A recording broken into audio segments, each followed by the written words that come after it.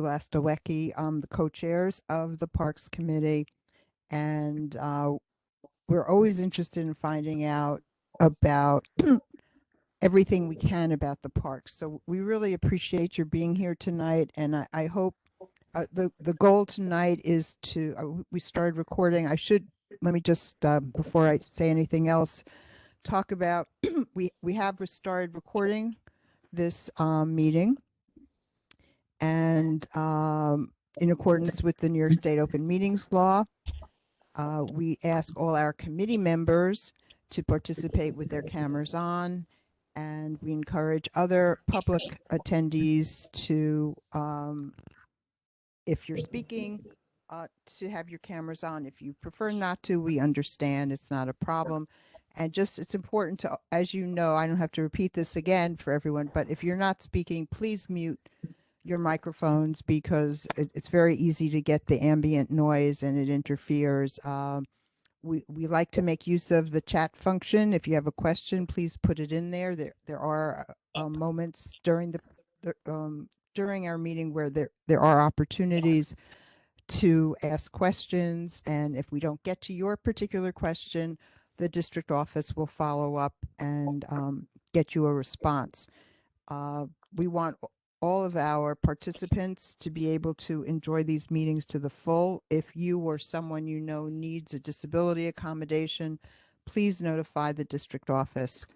So I wanted to again welcome everyone to tonight's meeting. As you know, we have a presentation, a discussion about the park friends groups in our district, and I'm delighted that so many of those groups are here. We're also always looking to encourage the formation of new groups. That's one of the things we focus on here. So when you do your presentations, if you can provide any insight as to how your particular group got started or restarted, as the case may be, and some advice. I was emailing with Delancey Nelson today from Partnership with Parks. I don't know if Delancey is going to be on the call tonight, but she's always a great resource, and probably most of you who are presenting tonight know who she is and have benefited from her work with you. I just want to mention that tonight I am wearing two hats. I'm chairing the meeting, but I'm also taking the minutes. So usually I sit on a stool, so you get to see more of me, but it was either sit on the stool or don't have minutes. So you may not see as much as me as you normally do, but I'll be taking the minutes. Then I just want to, Andrew, I believe you raised your hand, but if we could just have the other, the members just identify themselves, our committee members, so you know who they are. Candace, can we start with you? Sure. Good evening. My name is Candace Harrison, and I am a committee member for Parks and Recreation. Thank you. Carolyn? Good evening. My name is Carolyn Hubbard Kamananwiri. I'm a member of the Parks Committee and of the board. Lenny? There's Lenny Leventon. I'm a member of the Parks and Recreation Committee. Jennifer, good to see you tonight. Thank you. Jennifer Melby, a member of the committee. Suzanne? Hi, everyone. I'm Suzanne Quint. I'm a member of the committee and of the board. Now, I haven't seen Dwight, but is Dwight on the call? Dwight Smith? Okay, maybe he'll join us after a little bit. Now, we have our agenda. Do I have a motion to approve the agenda, Andrew and Carolyn? Okay, all agree? Okay, thank you. Now, the minutes from our March meeting, I don't know if anyone has prepared any, has sent the office any changes to the minutes, but does anybody tonight have changes they feel are necessary to the minutes? Okay. Can I get a consensus then from the committee that for the minutes. Okay. Thank you. All right. So moving right along, we're going to turn this over to our presenters. And I know you've been working with Taya, who is our incredible liaison here, who's helped you put together some presentations. And I think she's asked everyone to try to stay within the 6-minute limit so that we can hear from everyone tonight. So is Doreen on the call now? Taya, have you seen her?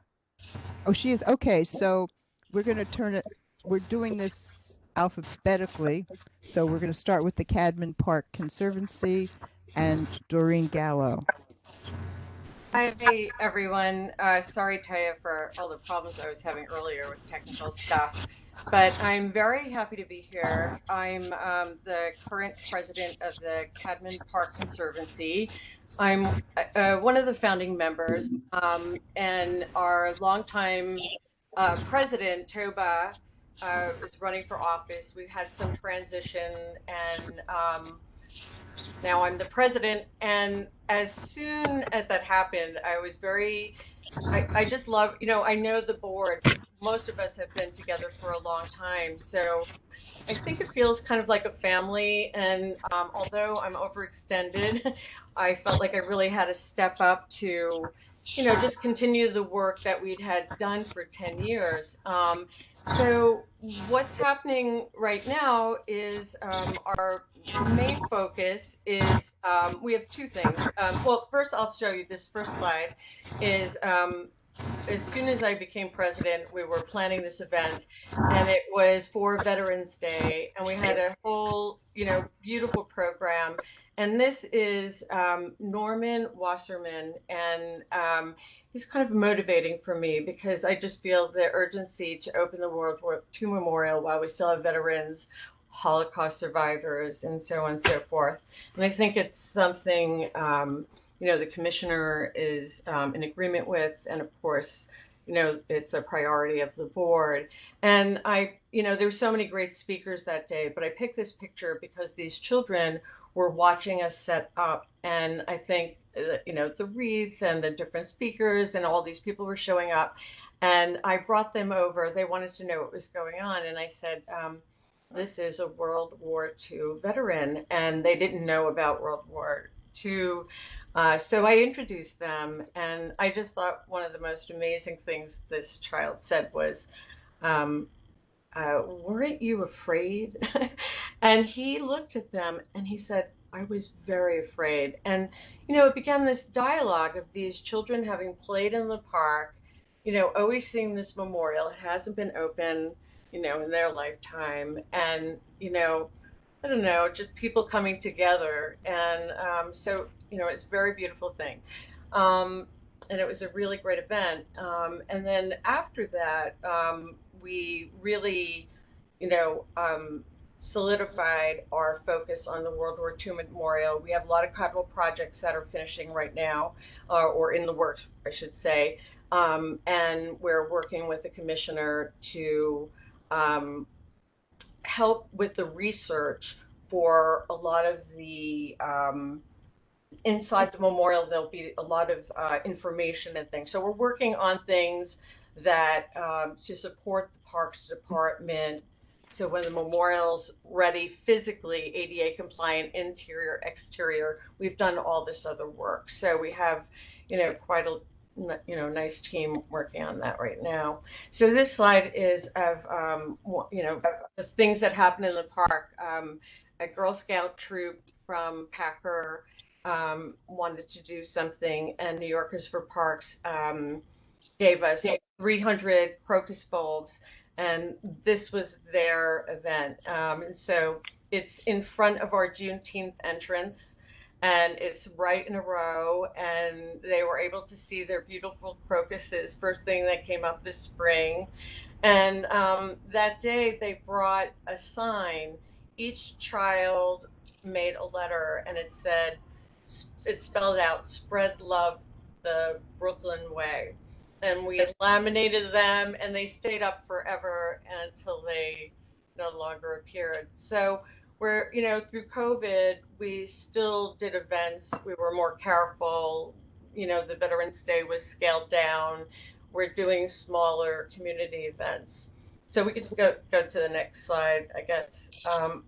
So one of the things that we're working on a number of things. One is, gardening circles. So we're trying to develop groups of friends to work. We have a gardener. Her name is Leonidas.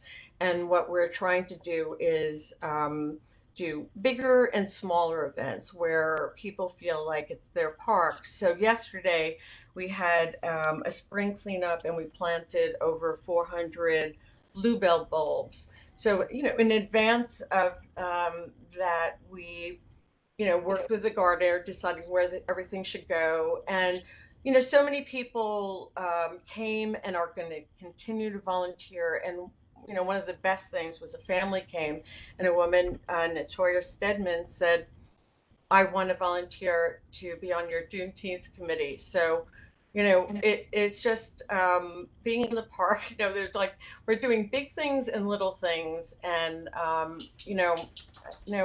just couldn't be happier with our board and our community, and we're all committed to, for outreach. I think the change in the board is it's more of a team unit. So everybody's, we're trying to work on our foundation as, we're beautifying the park.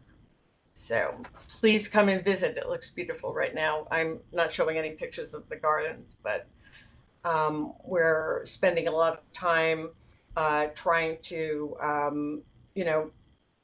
develop our website and, add the history of the monuments are in the park. So I'm sure I spoke over my 6 minutes, so I will stop for now.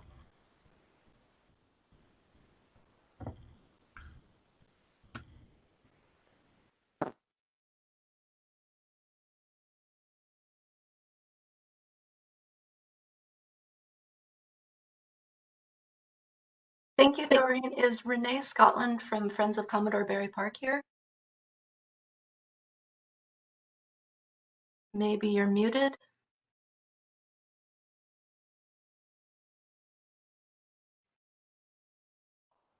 Hi, maybe you didn't hear me. Now I'm unmuted. Yeah. Okay, I had just thanked Doreen because I might have been muted and I had looked to Renee. So thank you. Barbara. Oh, okay. Barbara, this is Ernest Augustus. Yes, Ernest. I just want to ask Doreen a question. I tell you what, can we hold the questions to the end? Okay, just because I want to make sure everyone gets a chance to speak. Thank you. Okay. Hi, everyone. I'm Renee Scotland, and I the founding member of Friends of Commodore Berry Park. We are 13 members as of this year, and some of those members were very proud to say. One is Keisha Morris, who is president of the North Elliott Block Association, and also the Federation of Black Cowboys, which is very, very cool. And Shaquana Boykin and Manishka Magliar are also on the board of the Fort Greene Park Conservancy. So we have a very well-rounded group, not the least of which is Jasmine Chang and Zach Martin, who are two of the creative minds behind Community Heroes. So this first slide I put together to give you an overview of what we did in 2020. One of the best things that came out of COVID, if there is such a thing, is we were able to partner with Fort Greene Park Conservancy, who came to us and asked us to partner with them on a grant, and we did. And our goal, one of our goals was to hire some staff that was lost due to hiring restrictions and COVID, et cetera. And so we were able to hire a part-time park worker over the summer and share the gardener who did an amazing job, which you'll see on the right side of the collage, the before and after, the first, second, third, and fourth. Amazing, Brian. And we were able to, during that time, build a relationship with the Brooklyn Hospital Center and Foundation, and they donated like a truckload of PPE that we used for giveaways for some of our events. And, you know, some of the events that we had in 2020 that were followed, you know, we followed New York City Parks COVID guidelines. And of course, we're always socially distant. We had book giveaways and PPE giveaways. We, in September, had a voter registration drive. In November, we, as did most, planted the crocus bulbs.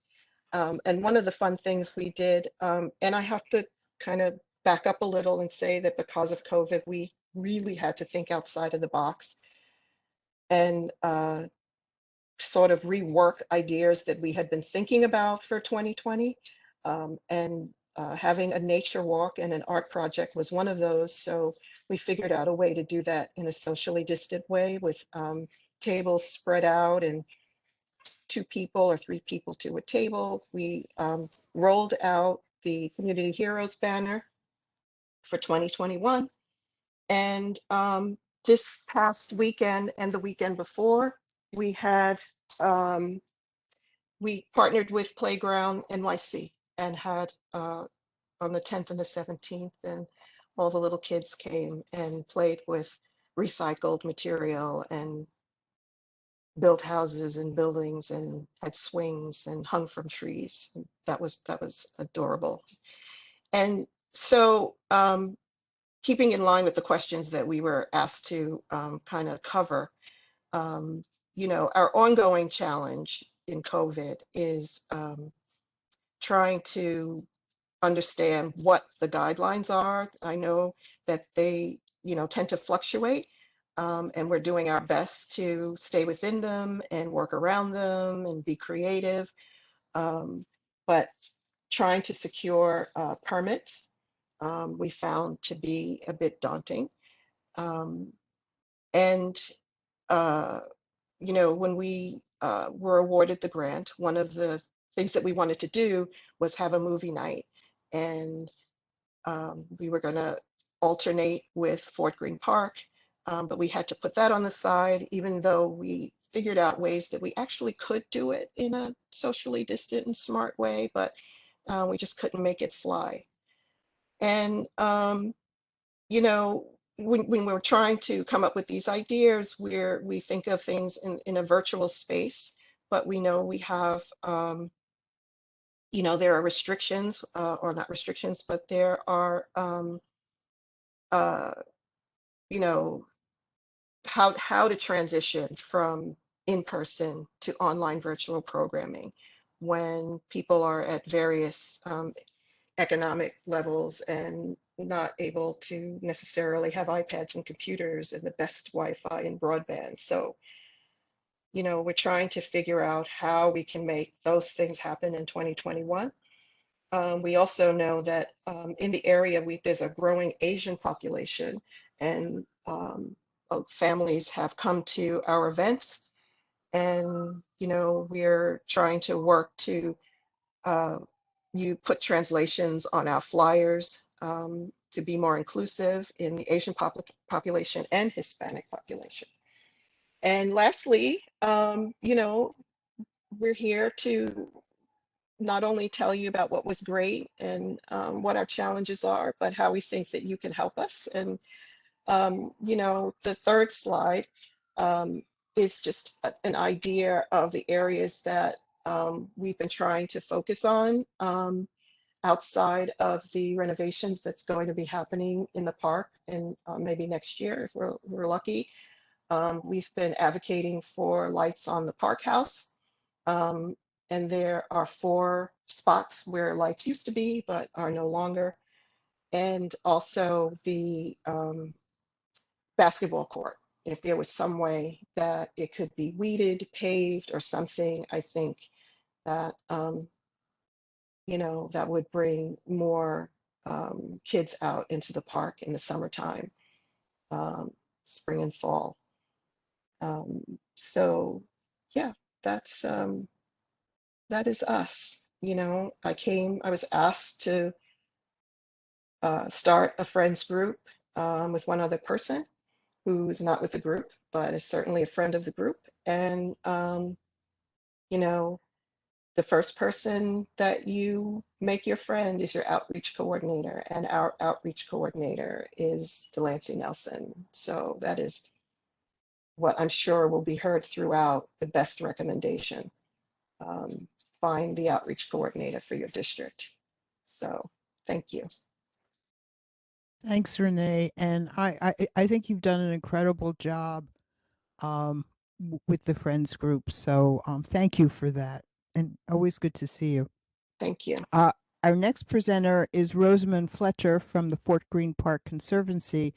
And Rosamond, it's so good to see you. You've presented before, and we're delighted to have you back, and would love to have all of you who are here tonight at all of our meetings. So.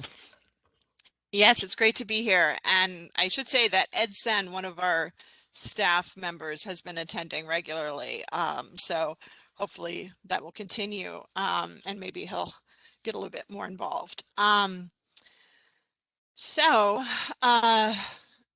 Based on the questions, I would have to say that, the brightest aspect of the past year in Fort Greene Park has just been seeing how well used it is, how well loved it is by the community. The park really has served as a refuge, both for people just to connect with nature and get away from their devices and away from all the stress, but also as a social place where the community can come together in a safe way, whether that's meetings for mutual aid efforts or PPP distribution or just a picnic or a barbecue.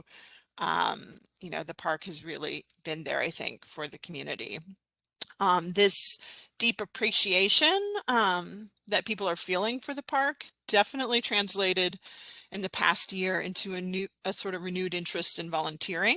So as soon as we could do volunteering, we started with solo volunteering last June and the Volunteer Gardeners program. And then as soon as we could, we started back our biweekly group volunteering as well.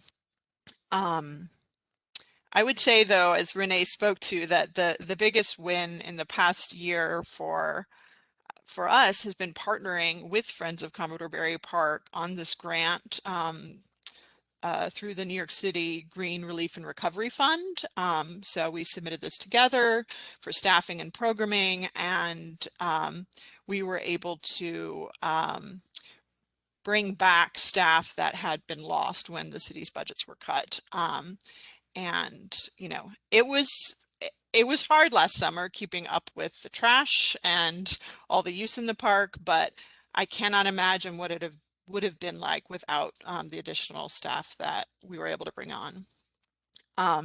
And the great news is that through our own fundraising, we were actually able to extend these positions beyond the close of the grant term. One of the things that the new staff also did was help us have the ability to serve as an ally to demonstrators and protesters during last summer, during a lot of the demonstrations for Black Lives. In partnership with Dave Barker, the park director, we were able to extend the hours of the visitor center, provide PPP, cold water, PPE, not PPE. We also provided I'd say what we call background support for the demonstrations known as the layout, which occurred monthly. And for those, we were, providing our sound equipment, assisting with setup, securing and paying for porta potties, and most importantly, coordinating with NYPD to reduce their presence. we think it's incredibly important to make sure that Fort Greene Park is understood as a place where free speech and protest are welcome, especially given its role in history, the park. So some of our present needs and challenges, I would say, I'm not sure. Yep, there you are. Second slide. Our present needs and challenges revolve around the intense use of the park. So, it's already on beautiful days, really, really well used. And so we are anticipating it being another tough year to maintain the park. We're partnering with New York City Parks on this anti-litter campaign, and we're going to be launching 2 new volunteering programs, a litter ambassador program and Monday cleanups. And these new programs are going to be supported by a new part-time staff position, a volunteer and park projects coordinator. So if you know of anyone, I'm putting it in the chat. The application is still open. Please send it around. Other challenges that we're having right now relate to the plans for capital work at Fort Greene Park. So as many of you know, the Conservancy has been supportive of the investments in the park. But I think we were all a little bit surprised by the announcement about a week ago, 10 days ago, that the announcement of the plans of the $24 million scope, but without the designs for the plans. So one of the challenges I think that we're going to have, and community board might as well, is that we can't give answers to questions because we don't have the designs. So I think we're really hoping that Parks will complete that work and share with everyone so we can all look at the design together. So in the coming year,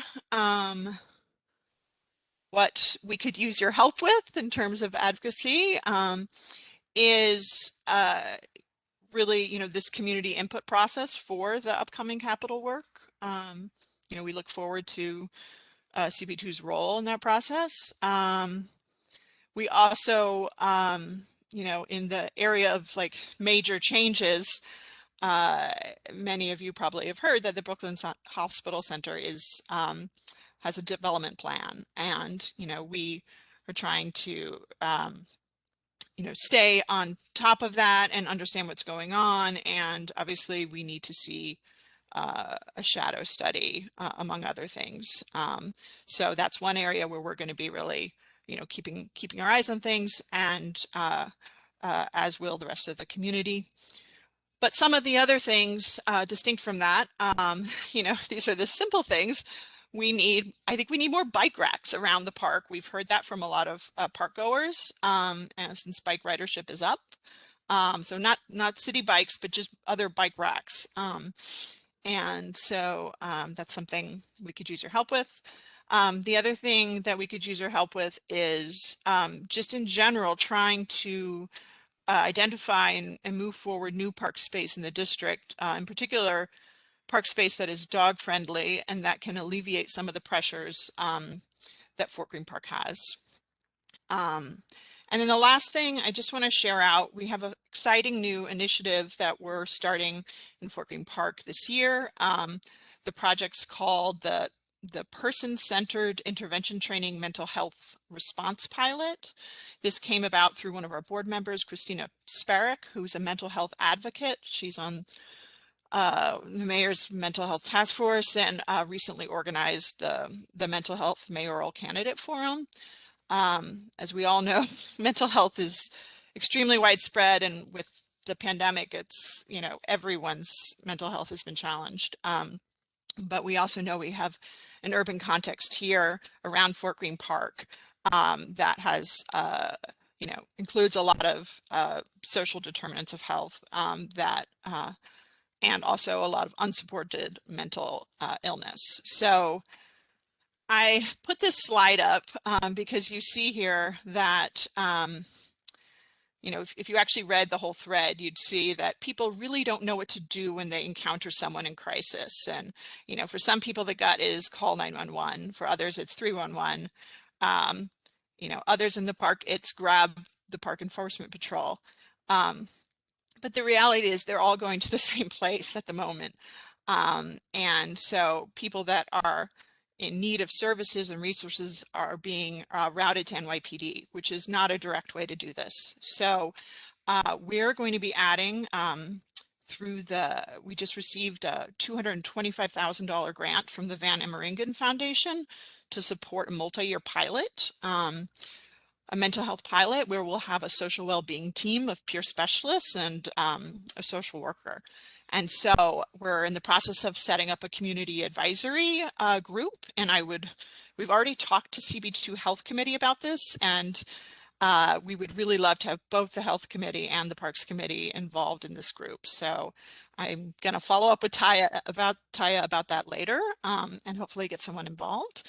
But also anyone here on this meeting, any community member, if you have any thoughts on this, please email me with anyone you think that might be good to get involved in this pilot project. So let me just copy my email into the chat.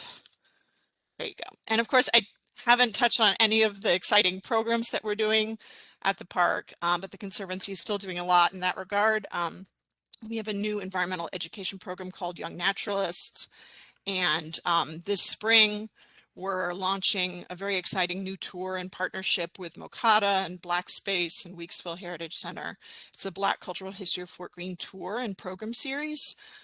So keep an eye out for that. It'll be starting in late May. That's it for now.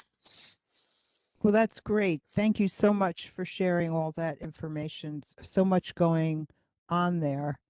And I guess the good news is that so many people are using the park, but that's also the challenging news. And within the park are tennis courts. So we have Sam Burns from the Fort Greene Tennis Association. I know a number of years ago, those tennis courts were upgraded, and that was a big issue until that was accomplished. So yeah, thanks for the intro. Yeah, hey everybody, my name's Sam Burns. I'm a board member at the Fort Greene Tennis Association, and yeah, we've got 6 tennis courts in the park, and our organization, we're a 501c3 nonprofit, and we've been around for a little over a decade. And what we do is we raise money for the courts, and we run events there. We, do repairs and maintenance, and we resurface the courts when they get in kind of rough shape. So we've managed to raise a little over $150,000 since we've been around, and we've resurfaced the courts twice now. The most recent time was in 2019. So the courts they're in pretty good shape right now. We've got about 1,000 people on our mailing list and about 700 people following us on Instagram.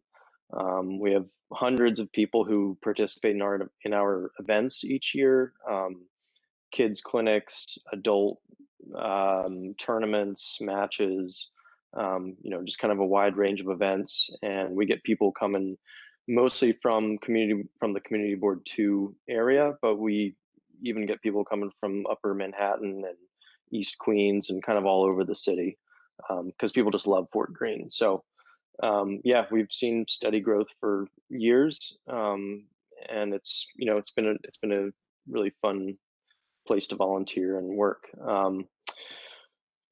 So that being said, I guess in terms of COVID, that sort of steady growth that we've had for several years now, it kind of just exploded when COVID happened. And that's because tennis is a socially distanced sport.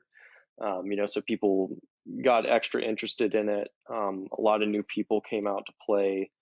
And this was a trend that we were seeing kind of all across the city. I mean, we talked to people at Riverside Park, Astoria Park, East River Park. They're all seeing the same thing.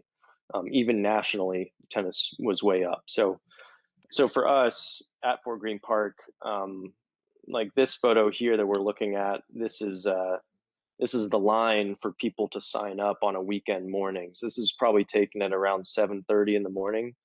And on a typical weekend morning, there were 70 people lined up by that time. So that it got very, very busy. And just to kind of put that into perspective, our max capacity on a single day is about 140 people. We've got 6 courts. They're open 8 hours a day, 2 people per court. So that comes out to about 140 people. And pretty much all of those slots were getting totally taken up by 7:30, 8 a.m. Because there was just so much demand for tennis during COVID. And that was also not just weekends. It was, also on weekdays. I mean, really Thursday through Sunday was just totally slammed. So, so that's, kind of a quick overview of what it was like for us last year. And in the end, we ended up tallying up. We had about like 7,000 hours of tennis were played at our park between July and December. So yeah, it was a whole lot. So in a way, it's a good thing, but it's also kind of a good problem to have, is all of this interest in tennis and this overwhelming demand for tennis. And I think one thing I really want to point out is that the demand for tennis that we saw last year is not a one-off phenomenon. Like, this is something that has been progressing steadily for years. And, even once everybody's vaccinated, we still think that there's going to be overwhelming demand for tennis at Fort Greene Park.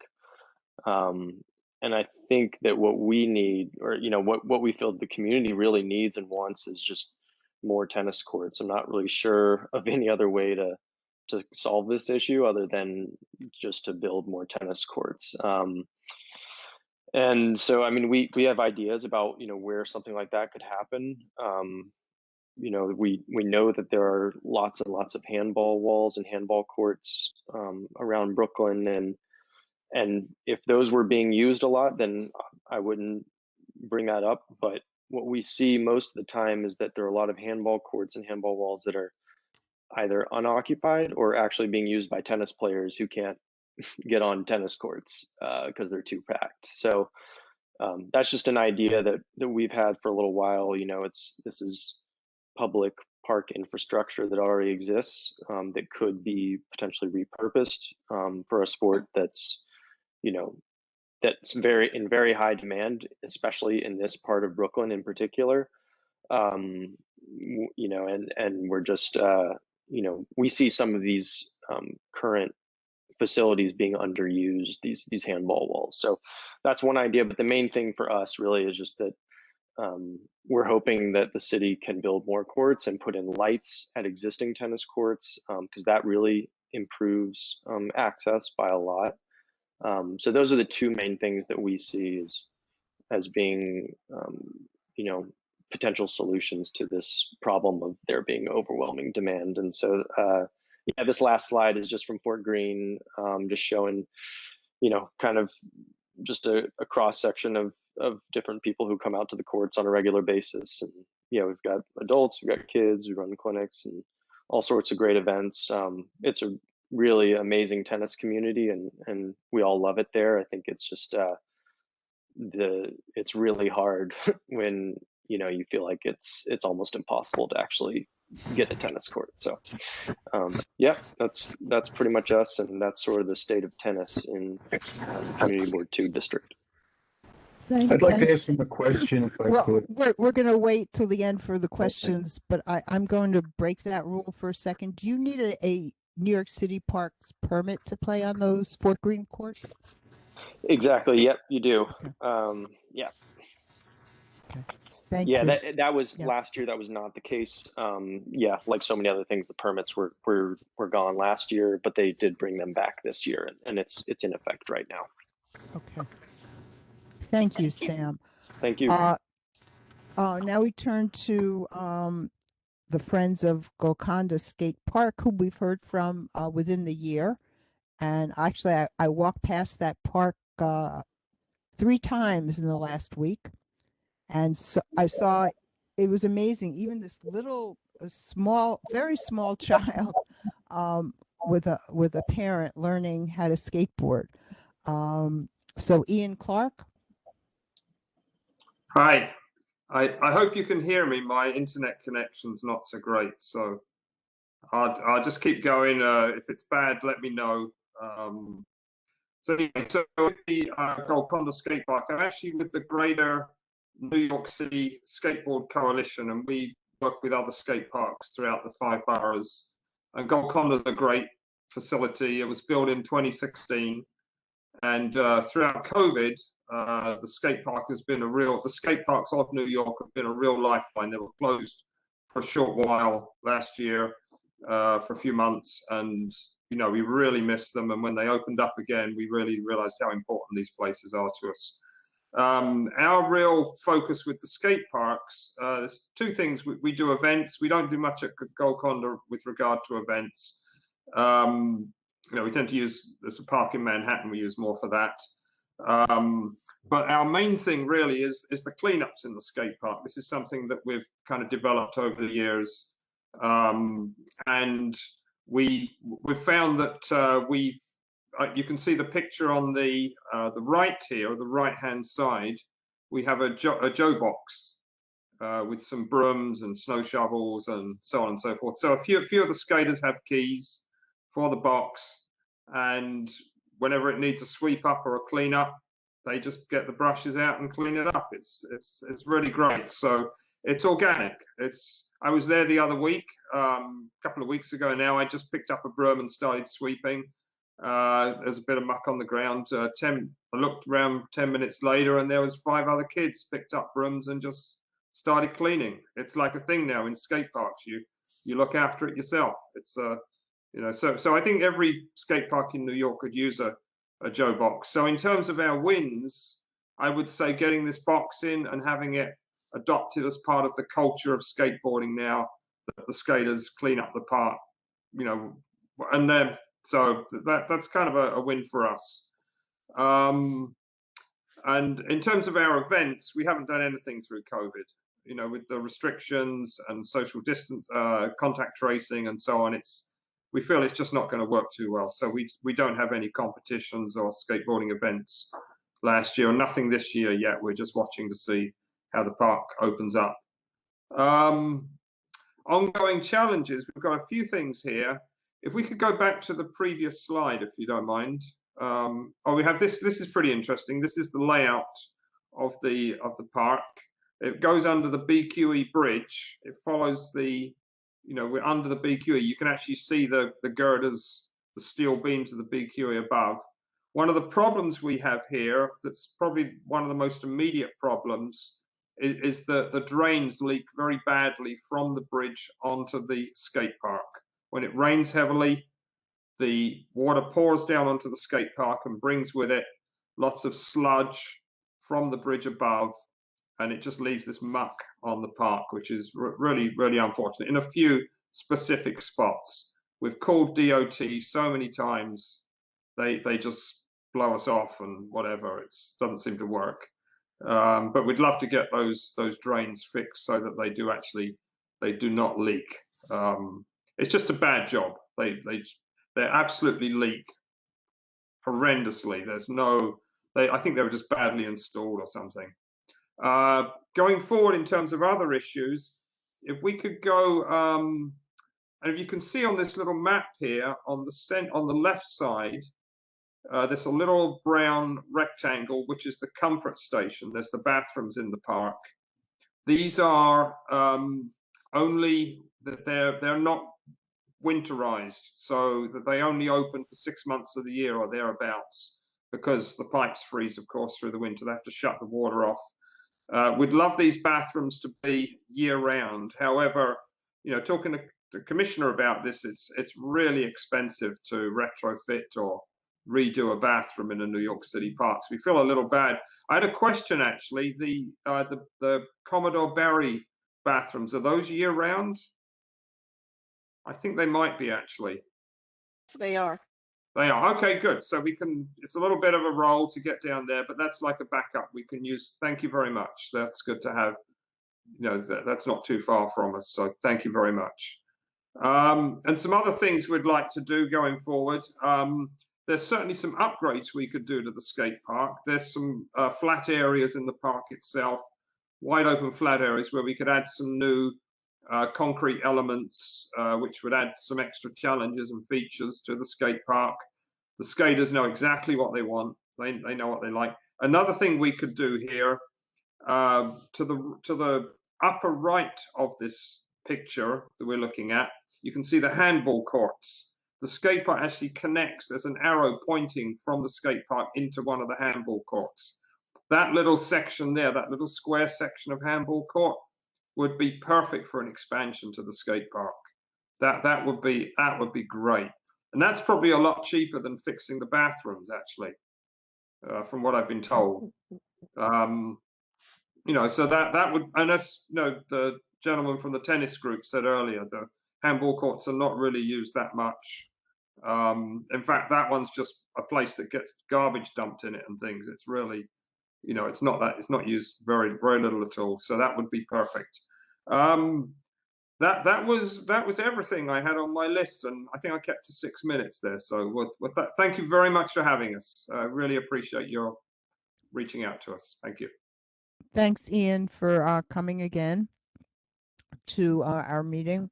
Much appreciated. Now we're turning to the Friends of South Oxford Park. Dwayne, I'm not sure how to pronounce your last name. Is it Broadnax?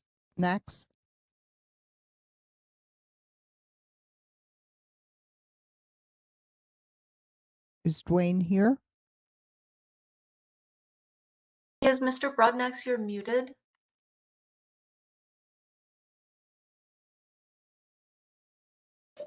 Hey, everybody. Okay. Hello. Sorry about that. It took me a minute to find my mute button. But yes, I am here. I am here, and I am happy to be here. And it's good to see you all. And it's been a joy listening. I've been getting some good ideas about what we can do at South Oxford Park. Let me just see here. Just move this around a little bit.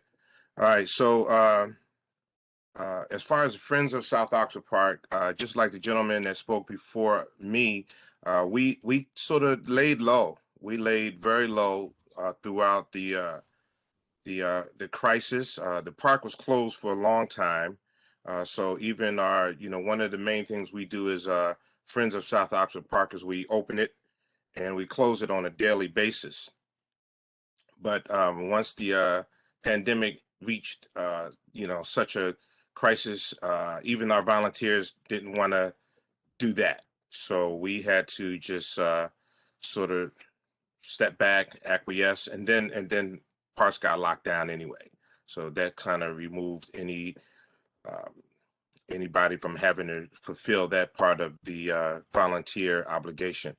But now that it's back open, we are back in. The park is beginning to pick up momentum. We have a lot of kids back. It feels marvelous just to see the park back in use, and you can hear. I live right across the street from the park, so we can hear the kids. Yes, that's our cattails right there, our sprinkler.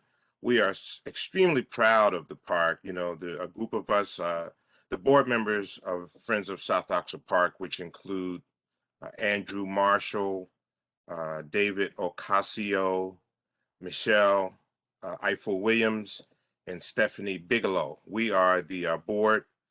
We are the founding members of Friends of South Oxford Park, and we were instrumental in the whole design and formation of the park. So we've been trying to stay right there. We have probably about 30 volunteers that come and go. Some people come for a season and then they move on. Sometimes they come back, but we're always grateful to have them come and pick up a broom or plant some daffodils or assist in any of our activities. So we are just kind of getting back into the groove of things. We decided that now that we're back to opening and closing the park, that's been good. We're sort of getting volunteers back. We put up a sign in the park just welcoming people to join the Friends of South Oxford Park as a volunteer. That's been going pretty good, surprisingly, even though everyone wants to volunteer to open the park. Nobody's quite interested in closing the park, so we have to work on that. But we have myself and a few other gentlemen that closed the park, so we are hoping to increase that enrollment as far as closing. But we're happy to hear that permits are being offered and being available again, because we had decided that we would curtail a lot of the activities that we usually do, but we would this season just stick to movies. We usually have movies. We usually do about 6 movies throughout the summer, and it's a highlight. We have BAM donates the popcorn, and the Friends of South Oxford Park, we make lemonade, and we have hundreds of books that were donated to us, which are all in my storage space downstairs in my house. So it's always nice to give them away just to get them out of my house. But we decided just to be as safe as we can be this season and not do the book giveaway, not do the popcorn and lemonade, just stick strictly to the movie, just to invite families in the community to just come out and enjoy the park. We're going to try to section it off. I saw that another park had put circles on the lawn just to identify spacing so that everyone would know where they should sit to have some social distancing. So we'll probably do that. So we're excited about getting back into the groove. Some mulch had been delivered to our park a couple of months ago. I was actually surprised to see that because there was no conversation about it, but I guess Parks had decided it needed to put down the mulch, but they dropped it and it stayed there. So there's a nice mound of mulch, which has become a nice little play hill for our young people. And I kind of enjoy it myself. I kind of walk up and down that little mountain whenever I go into the park. But we're gonna eventually get our volunteers together, and we're gonna distribute that mulch around the park as we had been doing for the last 15 years. As far as things that's needed at South Oxford Park, one of the challenges that we have at South Oxford Park is that we do not have a comfort station. When the park was originally built, a comfort station was in the design. However, we all know how budgeting goes. It seemed like the budget changed, and the amount allotted for the park somehow wasn't enough for the comfort station. So the infrastructure for the comfort station is there. It's already in the ground. We just have to raise the money to put a physical building there for that comfort station. So, that's a long-term project. It's a capital project. We're addressing it gingerly because it's one of those things to really make it happen. You almost have to embrace it full time. And I know that my colleagues and I, my volunteers and I, everyone is busy, just like you guys. But we are recognizing that it is something that should happen and it has to happen as soon as possible because the park is utilized fully, but there's no comfort station. So unfortunately, we see little kids, relieving themselves behind trees and things of that nature, which is, it's not cool, but their parents don't want to take them all the way back home to wherever home is. So that's what they resort to. So we're recognizing that, and we're hoping to remedy that as soon as possible. One of the other challenges we have is we have some signage confusion. Several years ago, I don't know why it is, Parks Department decided to change our signs, and I learned through investigation that the wrong signs had actually been put up. Originally, the park opening is from 7 a.m. to dusk. That's what it always said, 7 a.m. to dusk. So all of the volunteers knew that. But somewhere in there, they changed the signage and they had it so that the park opens at 6 and it closes at 1 a.m. And immediately, all of my volunteers blew my phone to pieces saying, I am not locking the park up at 1 a.m. I'm sorry, you could take me off the list.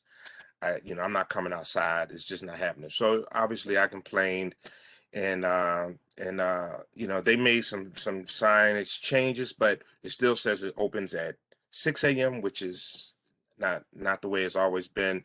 And then the closing of it is still kind of ambiguous. It's like, is it dusk or is it 1 sometime? So we're really trying to get that straightened out. One of the other challenges as far as signage is that South Oxford Park was designed to be, it's a passive park, and it's also a no dog park. And I apologize to all of you dog lovers, but it is designed that way because, you know, some parks have to be that way. We have a turf, which, as you know, with a turf, if anything is done on the turf, it does not just, you know, biodegrade or go into the ground and dissipate. It sits on the turf. And our little people who like to run and play and roll and kick and sometimes even lick the turf, maybe, you know, we can't have that if dogs are there doing their thing. So our challenge is, one of our challenges is letting people know that it's a no dog park. However, when the new signs were put up, the sign says that dogs are allowed.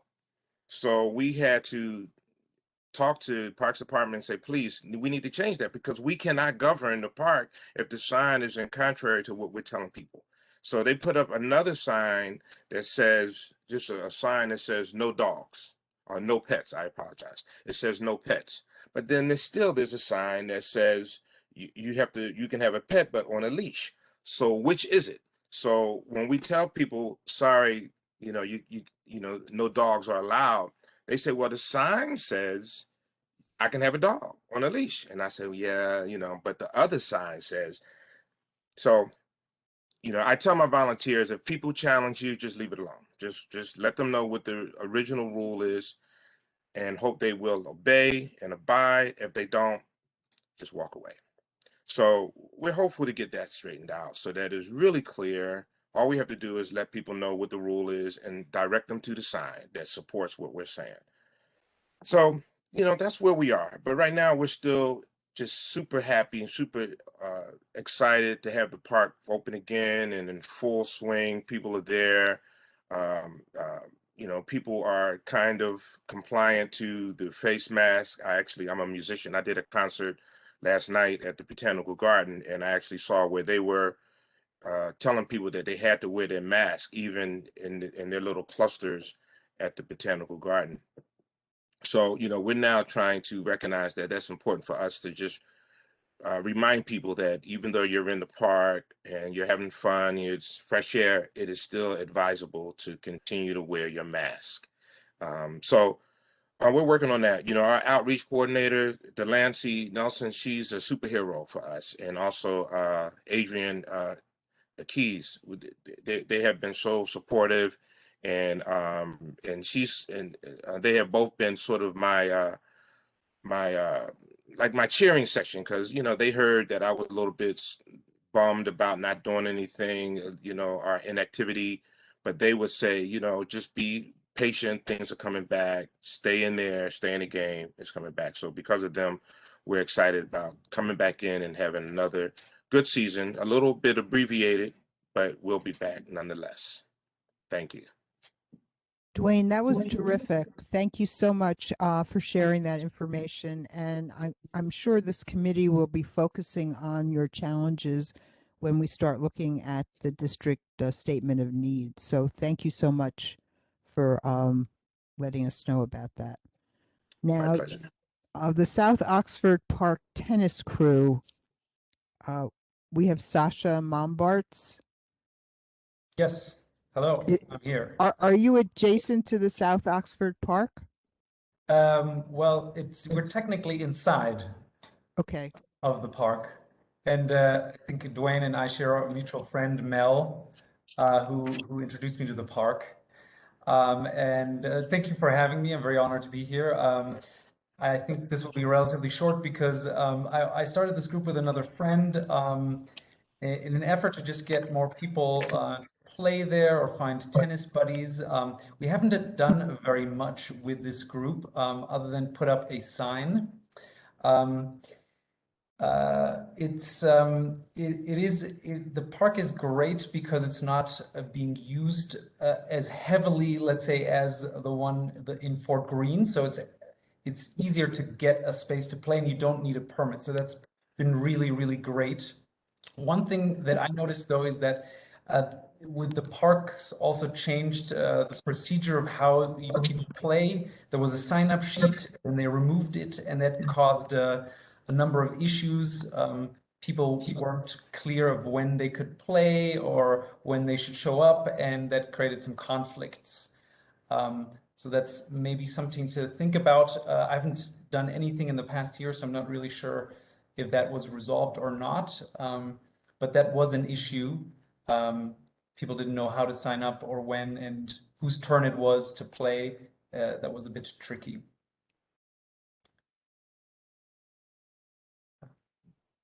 That's all I really have. I'm very new to all of this. I'm glad I was here to listen to everyone else speak. I've used most of the other parks, so this is really great. I'm looking forward to hopefully organizing some more things in the future. That's great. Thank you. Glad to have you aboard. Thanks. All right, now we're turning to Cuyler Gore Park, which, as members of our committee know, recently had the Parks Department had a visioning session. They have some funding to do work at the park. Caroline Beasley Baker. That's right. That's me. This has been Welcome. wonderful. I've really enjoyed hearing everybody talk about their friends groups and the different parks, and I've been to quite a few, and the ones I've not been to, I'm going to go. I'd like to see the skate park. In South Oxford, I really loved your water feature. I, like Sasha, I don't have a lot to say, just simply because our friends group is very much just starting out. I am on the board of Fab Alliance, and the former executive director, Philip Kellogg, which some of you may know. I'm a fairly recent board member. He pulled me in to advocate or to develop an interest in Cuyler Gore Park because it's right in the heart of Fulton Street. It's kind of the middle between Clinton Hill and Fort Greene. And so that's what I did. You know, I guess I started advocating for Fort Greene Park in the summer of 2018. And then eventually was on the participatory budget committee and advocated. I was on the Parks Committee there, but I also advocated for, the renovation of Cuyler Gore Park because it had longstanding issues, drainage issues for one thing. It smelled like sewage, and there were mosquitoes. And the park itself had started looking kind of disused. And so what was once a more active park became, a kind of more, not an active park in the way that it should be.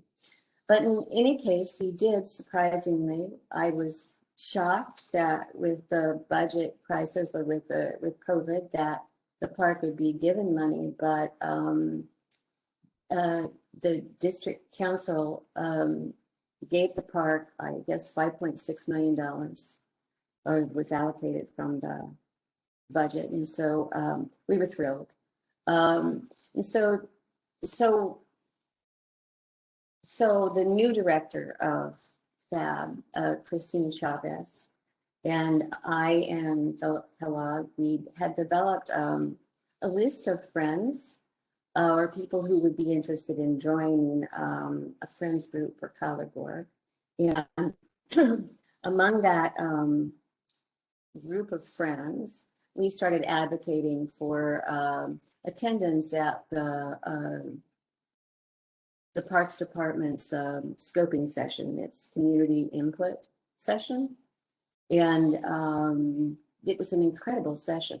I was really, really impressed. I don't know if any of you were at that meeting, but between Roy Cumbo's office and Community Board 2 and the Parks Department, it was an amazing, amazing event. I think that there were 120 participants, and so again, we were all really happily surprised. The parks gave a presentation that was quite clear and impressive. And then they broke us up into smaller groups of 10 focus groups. And they were very successful, these groups. I mean, we talked about all of the different issues. There's a pretty sizable group of people who would like a dog park in Cuyler Gore Park, and then another sizable group who don't think that there should be a dog park, and so standard things. And then we talked about the history of the park, recognizing the history of the park, recognizing the communities, because the park is named after Theodore Cuyler, who was the minister the Presbyterian minister who built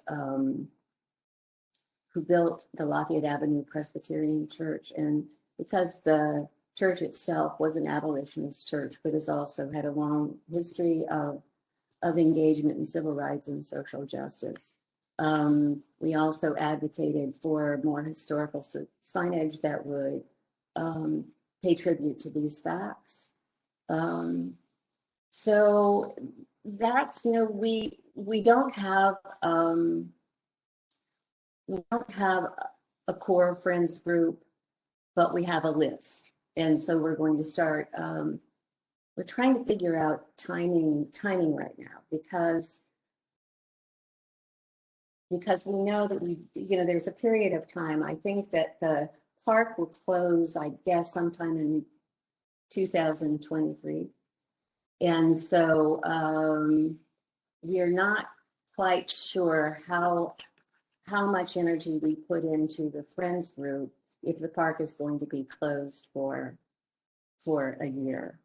But at the same time, it's a great period of time to start development. We know that we've been talking to, the heroic Delancey Nelson. We also met, I should mention, since the people are here, we met both with Fort Greene Conservancy with Rosamond Fletcher and Charles Darden, who were great. And they directed us to Commodore Berry Friends, and we met with Renee and Keisha via Zoom.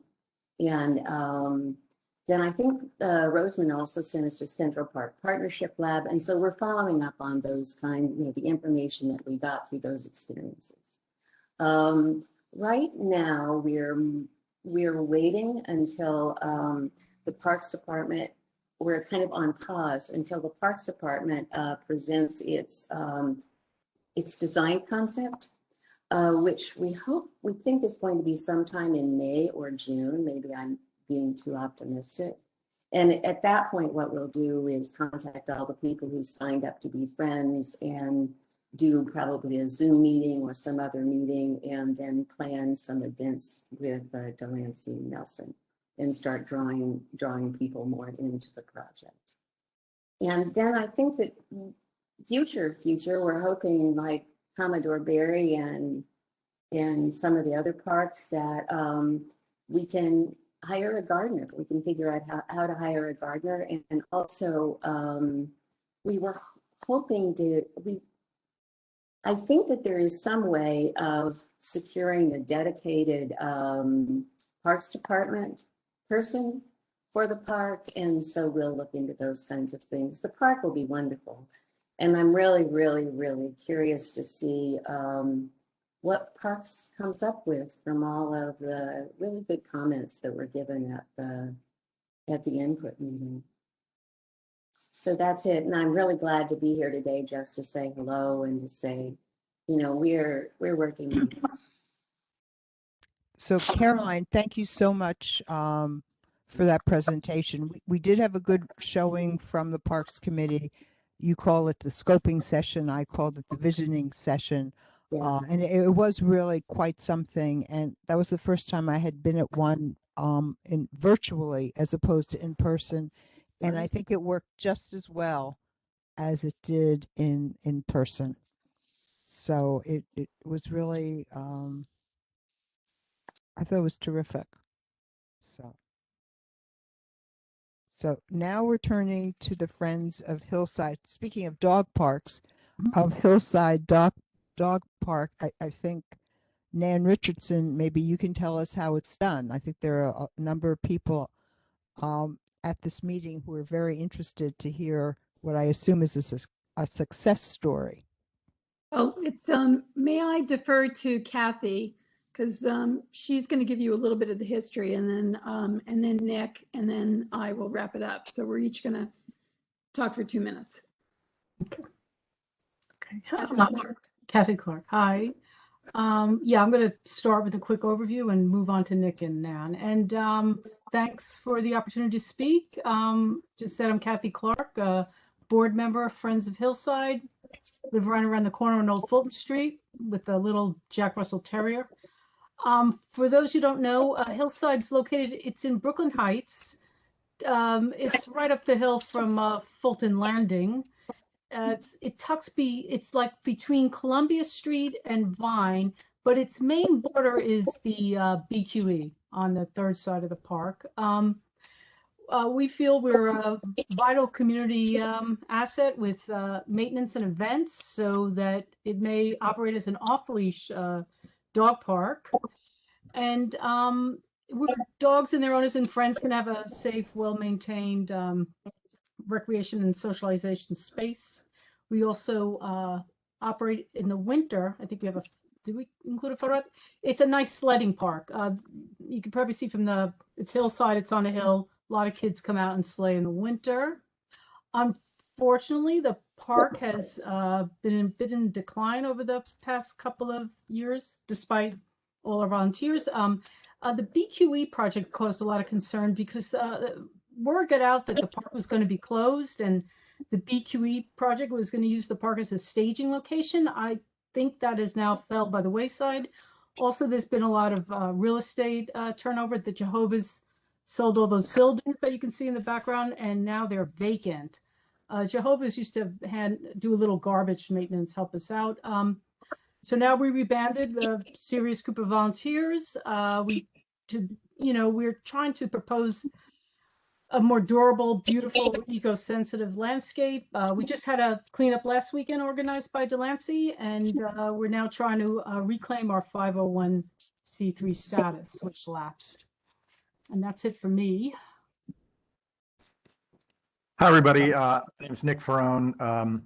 It's my first ever Parks meeting after living in New York for so long. It's nice to feel civic, and it's nice to know everyone here and hear their park stories.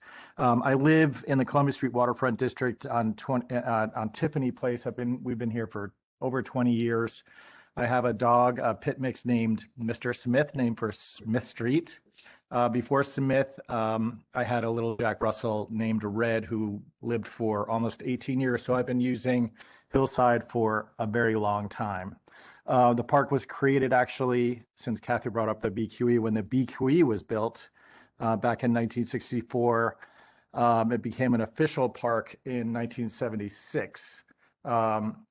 17 years ago, the city invested $200,000 in renovations for Hillside. And as I'm sure you can understand, much of that work is aged out at this point. So we've got some erosion issues and other problems in the park that need to be addressed. Of course, we serve a very diverse Brooklyn population, lots of other New Yorkers too. People all have one nice thing in common, which is their love for animals, especially of the canine variety.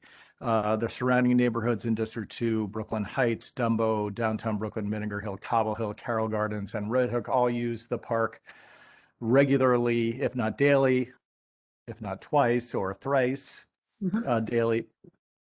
This park is widely known as the best in Brooklyn for dogs, with 1,200 Yelp reviews as evidence. On weekends, it draws residents from further afield in our borough. I've also met people from Queens and Manhattan, and even some visitors from one hotel in Brooklyn Bridge Park, which allows dogs. And nicely, when it's snowing out, the park is a really big draw for families with kids and their sleds. And on one day in February, we clocked 75 kids zipping down the hill in just 1 hour, which was pretty fun. In terms of its standard use on an average weekend, we probably have 300 to 400 people. And on weekdays, the average is more like 150 per day, which is a use per week average of around 1,300 people, or some 60,000 people annually, not counting the dogs. We think we can more than double the daily use number, and it's our hope that we can reach out to this large community for support and to make this a truly pleasant amenity for everyone. Helping that is our new website, which will allow us to reach out to everyone and maybe secure some more consistent volunteer work and solicit donations to help sustain the park in the future. And I should say, since we're all referring to COVID, of course, I'm sure a lot of you are aware that lots of people got dogs during COVID, which was a really nice thing. All the shelters it became really hard to find even a rescue dog. So I think Hillside's become an even more important part of Brooklyn for everyone. And that's my story. Thanks. So I'm Nan Richardson, and I just wanted to sum up. I live on Old Fulton Street with my golden doodle Dash. It's really my kid's golden doodle, but guess who walks him a lot? Me. and I love him, of course. And we really wanted to come to this meeting to talk to the more established groups because we've really rebanded, as Kathy explained, after the park had kind of lapsed, and started to think about how we could come together and improve things. We're looking for some grants in case some of you more established gardens have any suggestions for us. But our plan is to plant, with our new website, to start to get more members and volunteers, and to plant a linear evergreen hedge along the chain link fence that faces the BQE for both noise reduction, dog safety, and pollution control. The bigger issue is the build out of a terraced, kind of a trench. We call it a bioswale, which sounds fancier, but we need a way to control the erosion and the soil degradation and prevent the leaching of the mulch and the wood chips onto the nearby streets, which causes storm drain blockage and gets us a lot of complaints by our neighbors. But it goes all the way, because we are really on a steep hill, down to Fulton Landing itself after rain events. Similarly, we want to plant some fescue grass. We want to go or some other kind of ground cover to alleviate, again, the soil erosion and control the dust, because it's a huge dust bowl right now, especially during the drier summer months. Also, the purchase of a sturdy, lockable tool shed, because we've had a lot of problems with theft of our trowels, our rakes, our garden gloves, and especially garbage pickers. Who knew that they were such a hot item? And we're really interested in Golconda's Joe box. Maybe something like that would work for us there. We also wanted to explore the installation of tree guards to protect against canine urine and conserve the mature trees that we do have in the park, which makes it a nice leafy place in the summer. At the same time, trying to be attentive to the fact that we don't want anything that could injure the dogs when they're playing hard. We want to bring back the much loved Halloween parade, which doesn't exist anymore. It used to be a great event in the neighborhood. My kids went every year with our dogs dressed up. And we have a lot of other ideas to bring the community together via their shared love for our little four-footed friends. So we're really happy to learn from you guys. And let me just say too, about the handball courts thing, I second that, because living so close to Brooklyn Bridge Park and being there pretty much every day, the handball courts are totally underused. But Hillside is basically starting again with a new group of people and a new board. And so it's, I would say, less a success story than the beginning of a success story, with your help. Thank you so much for this opportunity to talk tonight. Thank you. Thanks to all three of you. And again, for bringing the concerns here, additional concerns that I'm sure the committee will look at when we're putting together the district needs statement. So thank you for that. Then we're going to turn to 16 Sycamores Playground. Daughtry, who is a member of CB2 and a fervent supporter of 16 Sycamores. I just love saying that name. So we're going to turn it over to you now. Great. Thank you so much. And thanks everybody for having me and being patient and waiting until the last park. 16 Sycamores is located in Borum Hill, which is my neighborhood. And it's really the only park that the neighborhood has. There is, as an aside, North Pacific Playground actually has a fairly organized friends group, but it serves very, very young people, very small people. And there's a community garden in the back. So 16 Sycamores is located behind the Baptist Temple on Skimmerhorn and 3rd Avenue. It is a beautiful park, rather large, a little over half an acre, and it includes not only handball courts and comfort stations, but also it includes a playground, all of which was renovated about 10 to 11 years ago. And part of my involvement with the Friends group, which is loosely defined, and actually we should call it more of a revival, I think, started 10 years ago when we were concerned about the park actually being neglected, and went to CB2's Parks and Rec Committee and advocated for the Brooklyn Borough of the Parks Department to put capital funding into the playground, and were successful. So that capital project actually allowed for the full renovation of the comfort stations, including heat. And this is not that is not a cheap endeavor. And they updated the, yes, there's the 2 comfort stations left and right, which are open seasonally pretty much every day. And in the center there, behind the flagpole, is actually a community room that we have not actually figured out how to activate yet. So that was also renovated very, very minimally during the 2010 update. If you can go to the next slide, please, Taya.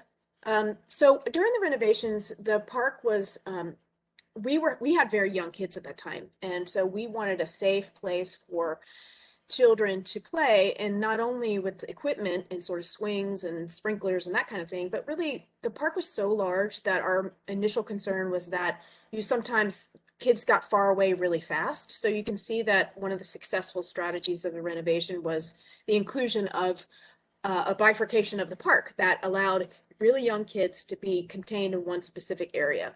That section of the park is highly popular. It's, you know, I'm conscious of taking pictures of other people's kids, so I actually intentionally made it look really desolate, but this section of the park is activated almost all the time, seasonally, year round, no matter what. On the other side of the park, Taya, if you don't mind going to the next slide, and thank you for putting that in there at the last minute, is a little bit less occupied. You can see in the far background, right adjacent to the Baptist Temple property, is a series of 3 handball courts. There are high school kids who use those courts, and we, in our first iteration of the Friends group, had a number of movie nights in this location, as well as our friends at the South Oxford Park. But you know, that space between the comfort station building and the handball courts is sort of not very clearly defined. Most of the time it serves as a respite for adults to do what they do, which sometimes is fine and sometimes is not fine. And I think density would really encourage more, you know, some strategic interventions would encourage more density, which would alleviate some of the concerns about safety that are in this section of the park. We do have some lighting there, and there are 16 sycamores in the park. We always can include additional cleanup and support. And part of the reason that I'm here tonight is to remind myself, and also to recruit and steal ideas from you guys, to reboot the Friends group, because really together, having a team of folks, and I've taken notes, to have a board of people who, it's not just one person who's responsible to, but who can organize programming, which, you know, I mentioned 10 years ago we had in the park, who can talk to neighbors and let them know the amenities in the park, and can keep in touch with the Delancey and also the folks at the Parks Department about any issues that we have. For example, it's not really well used, so it's not necessarily maintained, and so there's issues about mosquitoes in the summer, rats kind of running sort of in that back channel behind the buildings regularly, etc. So I'm happy to be here and want to, if anyone is interested in helping this fledgling friends group really get off the ground, love to have you. And thanks for having me. Well, thank you, and for that great picture of the park as well, of the different areas of it. Taya, do we have anybody else who is talking about a friends group tonight? That's all that we had formally scheduled. If there are representatives from other groups here, this would be a great time to pipe up. And Taya, thank you so much for working with the different groups and for putting together that great presentation. It's really terrific. So now I want to open this up to questions. Ernest, you were the first one and you've been very patient. Do you want to ask your question? You're on mute. Yes. First, I just want to point out, or just ask Doreen Gallo, regarding Cadman Plaza Park. Does anyone ever ask you about Cadman? Why is named Cadman? Can you hear me? Yeah. Can you repeat your question? I couldn't really hear you. I said, does anyone ever, is there a plaque in Cadman Plaza Park that explains why it's called Cadman? So it's very interesting that you asked that. No. No. And we but it's one of the things that we're focused on. We met with Jonathan Kunz came to one of our board meetings because we decided that we have like these two amazing monuments. We have this naming. So we have the World War II, the Mayor Gaynor Monument, which I showed at the end. So we're looking to bring the history of all these things to the public on our website. So let me help you. There's a connection. Go ahead, you can help me. There's a connection. There's a church in the middle of Clinton Hill on Clinton and Lafayette. The church is called Cadman Memorial Congregational Church. It sits there in the middle of Clinton Hill, a lovely building. His name was S. Park Cadman. He was the senior minister there for a long time. A very progressive minister. He had the first radio program, and back in 1934, when America was in the throne of isolationism, he argued and he fought and he pushed for and he warned the U.S. about the advance of Nazism and the Holocaust, and he pursued that. He also dedicated the Woolworth building in 1913 and called that the Temple of Capitalism. But that's generally his background. But here's the connection, and I don't know why there's been such a disconnect with Esther Clark Cadman and the church in Clinton Hill. I just want to give you that. I have a question. No, I appreciate that. We're looking for people to be on our research committee, so I'm going to be following up with you. It's very organic, the park. It's nice to have presentations, but obviously there's always communities and community people that have complaints about parks. I have a very serious complaint that's been bugging me for the last 15, 20 years, and it's regarding Fort Greene Park, and something that had happened to my wife years ago when she stepped off the bus at Washington Park or Common Avenue and DeKalb Avenue and twisted her ankle, and she literally could not get down to Brooklyn Hospital to the emergency room because there were no benches on DeKalb Avenue. They were taken up along Washington Park, DeKalb Avenue. And I'm incensed because that is a public park and no one has ever yet explained why those benches are taken up and why they aren't being replaced. There's a perception, maybe negative. There's two sides of the park. and it's been circulating in the community for a long time, you know, and people are speculating. I hate to speculate. I'm trying to figure out who took those benches up and why. Was it the Parks Committee of Brooklyn Community Board 2? Was it the Fort Greene Conservancy? Or was it the Parks Department itself? I would like to no longer speculate, but get an answer to this question that's been bugging me for the last 10, 15 years. Anyone?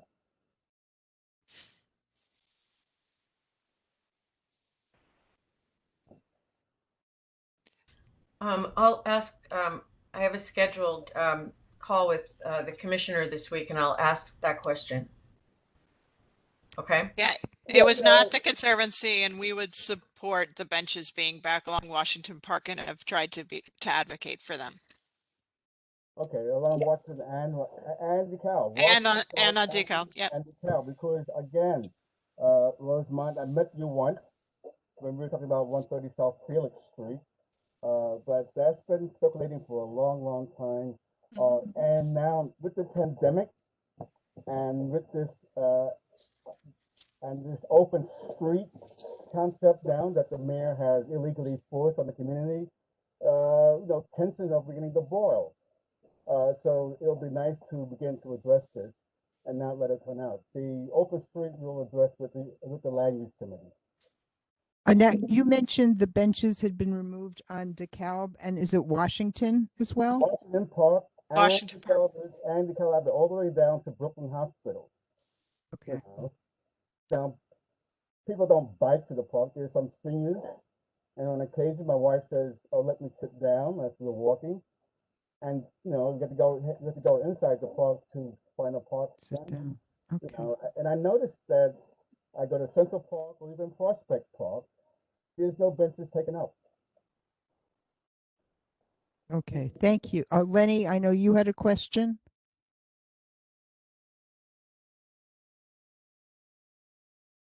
You have to unmute. Remember, if you're speaking at this point, please unmute. All right, sorry about that. It's sort of a comment and question to Sam Burns. Are you aware of tennis courts existing in Edmonds Playground? Because there are 2 or 3 or maybe 4, some number, I don't have it in front of me. I was in there a month or so ago, and I saw that there were unused courts in there.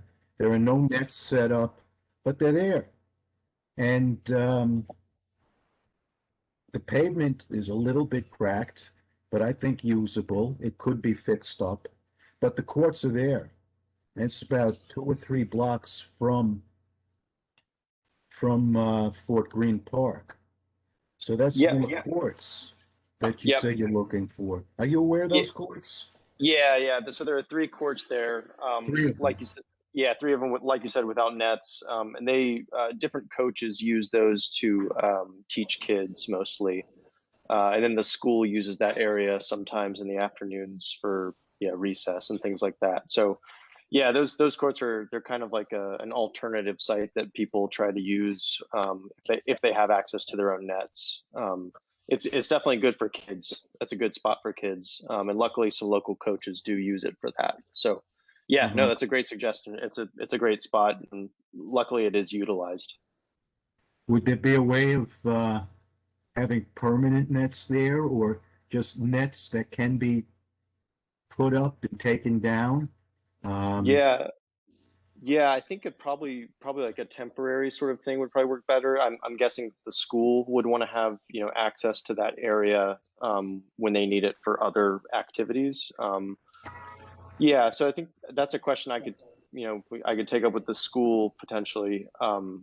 I think most likely it would be a temporary thing, because I know that they do use that area for soccer, and kids are running around. It's just kind of like a general purpose area that happens to have tennis courts marked out. But yeah, no, I mean it's a site that should definitely get used as much as possible. The demand is there. It could be used in the summers and weekends too, correct? I would think. Yeah, and it is. Yeah, it's used by some coaches for that reason. But right now, yeah, it's people, they have to bring their own net. So Yeah, but no, I appreciate that suggestion. That's great. Okay, because I was there, it just looked like a vast unused area. And it Yeah, just was. I didn't even know it was there I until I know. walked Yeah. in. Yeah, I know. It's kind of a crazy little thing, but yeah. Some days, it just doesn't get used. I mean, by some people. I will say, it's hard because there aren't nets, right? People don't generally own their own nets and want to bring, haul their nets there or what. But for some people who can do that, they do what they can. So, but yeah, I mean, we could reach out to the school and see if there might be a more permanent option that could be possible. So yeah, appreciate that suggestion. Okay. I had some other thoughts about Golconda's Park, the bathroom situation. Would Porta Johns work there? And same for South Oxford Park.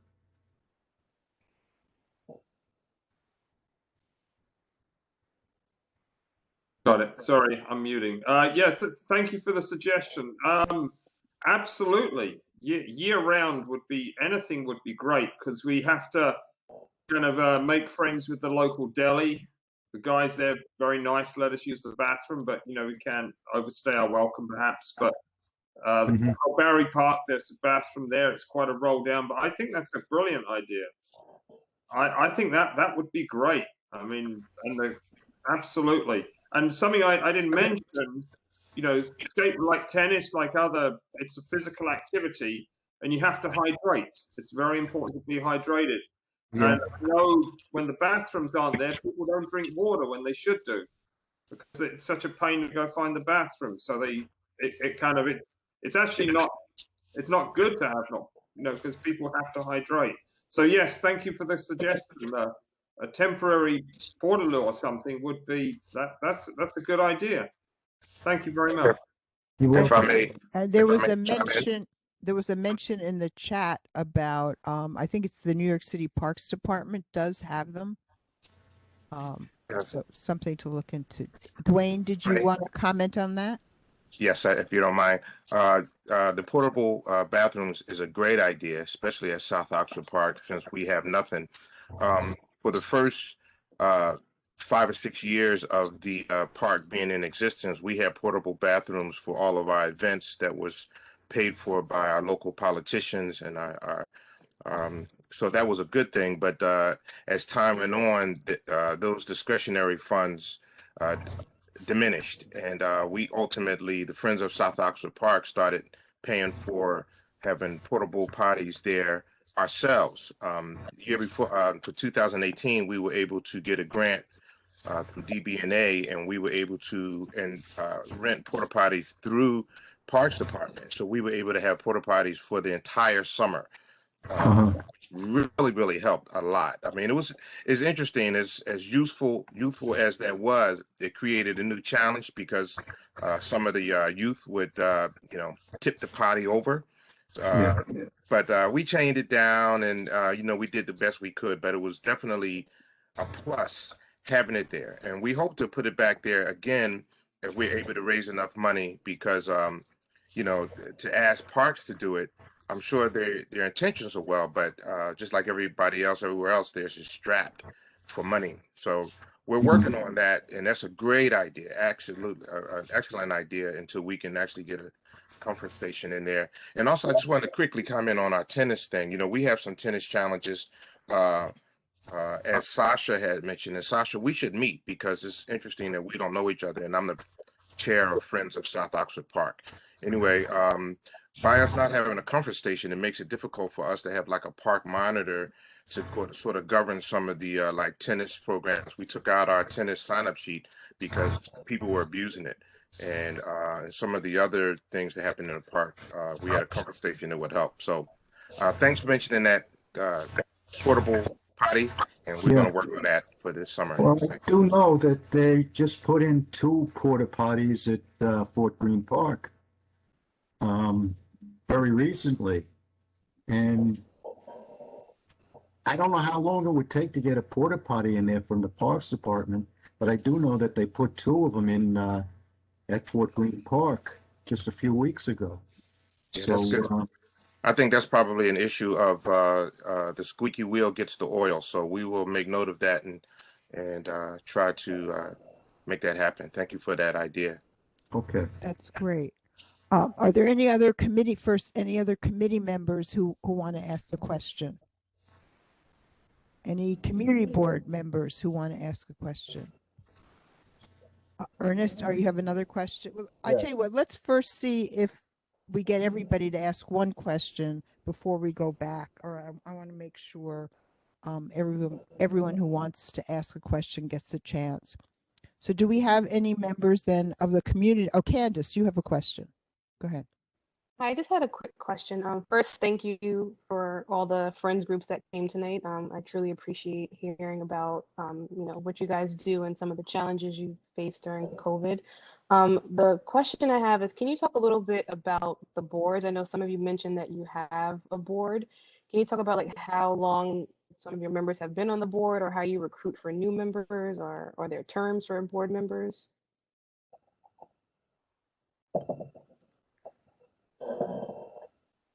Does someone want to respond to that? And I'm happy to say about the Fort Greene Park Conservancy that we have some very long-standing board members, but also a lot of new members. And we have a nominating committee now, which we just added in the last year, and a more, I would say, thorough board process than we've ever had before, where we really are trying to look at gaps and needs that we have, and also look at the demographic composition of the board. We, for the first time, our board is 50% people who identify as BIPOC, and we also, given the neighborhood, want to really ensure that the socioeconomic representation is there as well. And so a number of our board members also either grew up in or are currently living in public housing.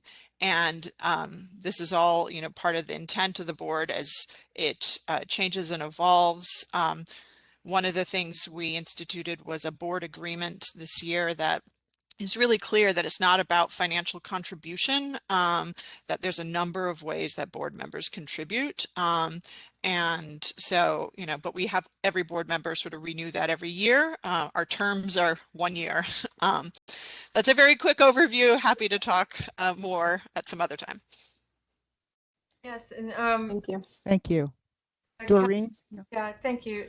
For the Cadman Park Conservancy, when I was a founding member, and it was pretty loose, and then we came up with bylaws, and I think we have an A and B term, so an A and B slate, so it's every 2 years, and but we're pretty inclusive. We have a very diverse board, and we have some founding members and new members, and almost every board member has something that some skill they bring to the table.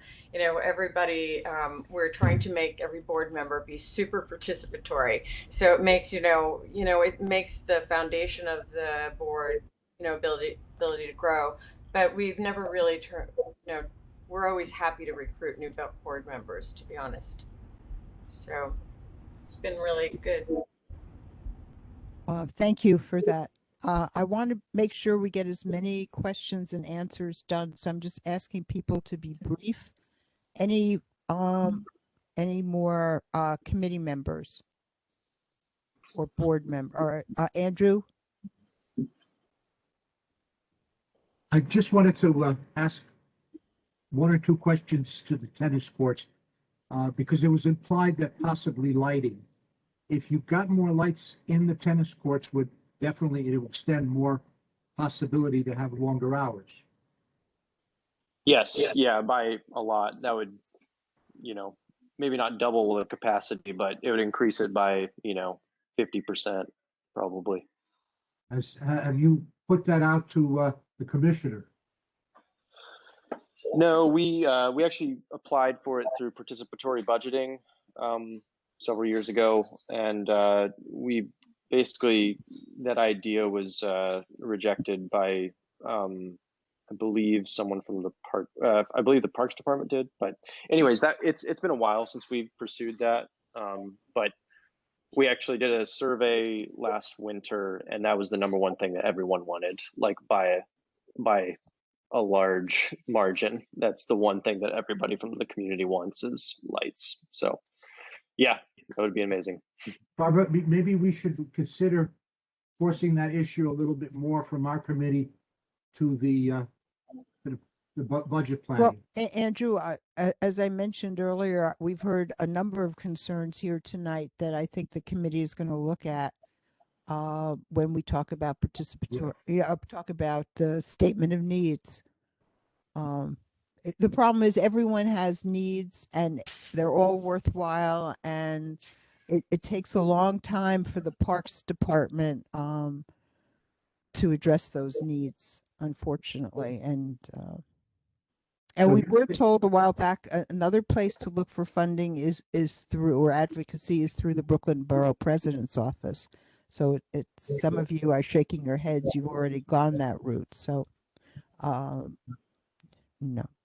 If we put it on our list, and then that also gets to the borough president as well. But the other portion that we all kind of heard is how many places are thinking of or crying out for potties. Maybe if we listed all of them together, maybe it would make a common sense to go to the commissioner and say there's like 3 or 4 parks that could use the potties. And since, we know each bathroom costs around $5 million to put up, maybe that for this year and next year, that might be the solution. Where they buy or rent out in bulk. Because we just mentioned about 4 locations, and I think the 5th one that could use potties. Okay. Instead of kids doing it behind trees or on walls close by to the park. All right, I am going to open this up now to members of the community. I see a gentleman with his hand raised. I don't see your name. You're at the top of my screen. And you're wearing Barbara, a hooded. Yeah. Oh, John, yes. Yeah, I did put a question in the chat. How much is the permit for the tennis court at the Fort Greene Park? I can. So it's $100. It's a citywide permit. You can purchase it through the Parks Department website. That lets you play as much as you want at any park across the city. So yeah. Okay. Thank you for that. Yep, I'll provide a link. I'll include it in the chat. Oh, I already did it. Somebody did it. Thank you.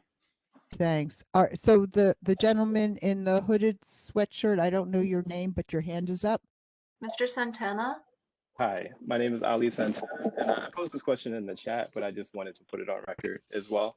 I am a Community Board 2 member, and I live across the street from South Oxford Park.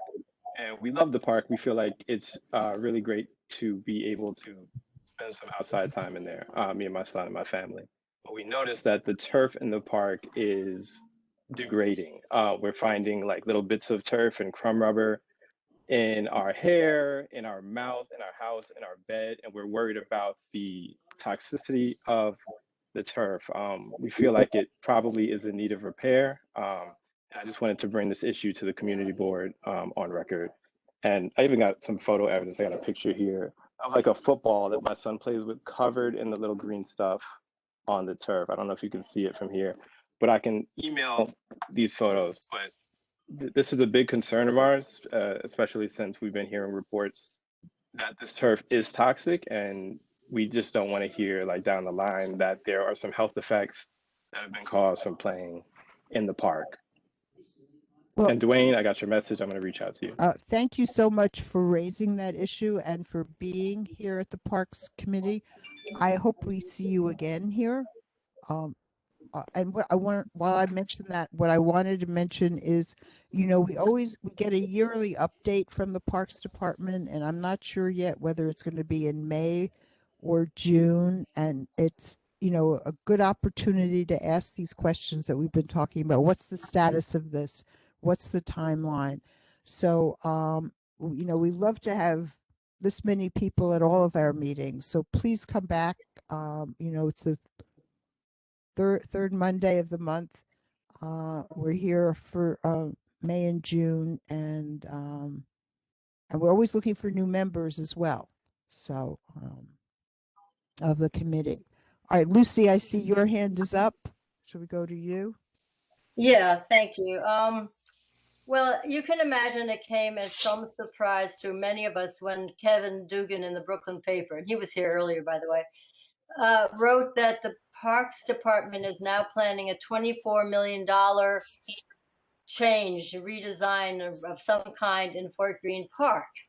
And no one from the community that I know of had ever heard of this. And I love to hear what Rosamund knows about it. And well, it was rather shocking after the community took the Parks Department of the City of New York to court 3 times and won 3 times.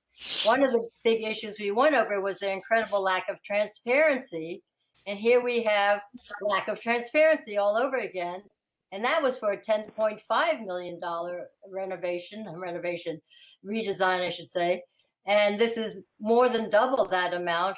And we don't know what it includes, except that it looks like it will once again take down the corner of the northwest corner and remove a lot of trees. We don't know if it will affect the mounds or the beautiful flower circle at the entrance, or, you know, again, put a 45-foot hardscape plaza down the center. So it was really a shocker. Of course, we've notified our lawyers and we're all ready to go to court again. And the last court date, the last time we were in court, the judge ruled in our favor. The decision was dated 1/9/2020. Had to go back and look all this stuff up again. So it's been dead silence since 1/9/2020, except for the cities put in the notice of the right to appeal, but then withdrew it later and never responded to anything, to what the judge requested. So this is a shocker. Many of us are very upset about it.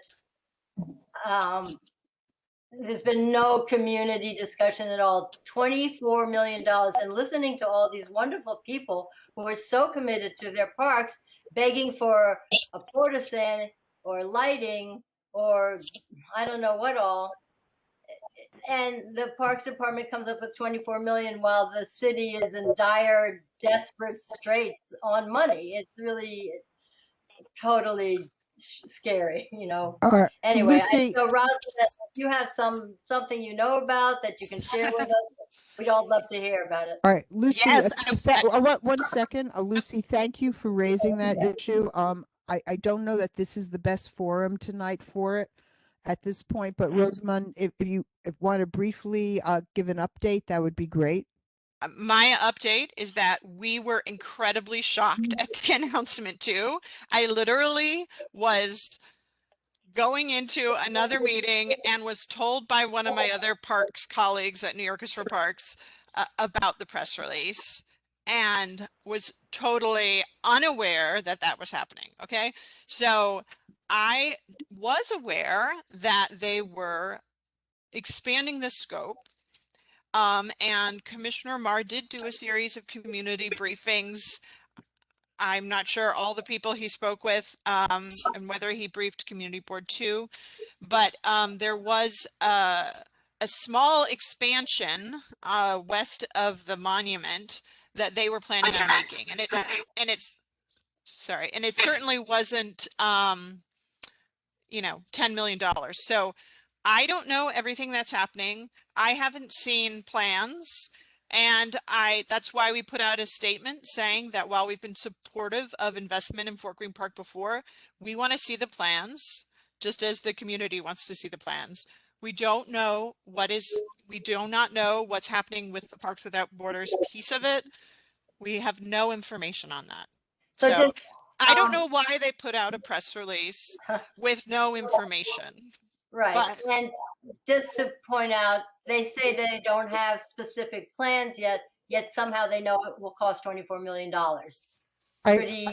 But I want to say, I want to find out if anybody else has a question of one of our friends groups here tonight before we talk any more about this. Is there any question that's directed to a friends group about something that you heard tonight, not about the status of this new project for Fort Greene?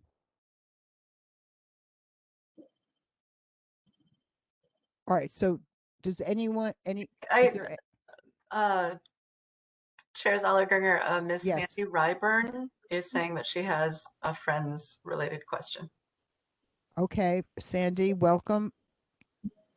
You have to unmute. And again, we're just focusing on friends groups questions.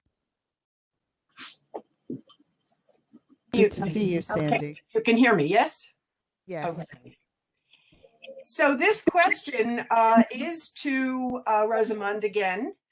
And it's a question about the removal of the Spanish memorial plaque onto a rock in contravention of any respect, it seems to me, for the historic meaning of that Spanish memorial plaque.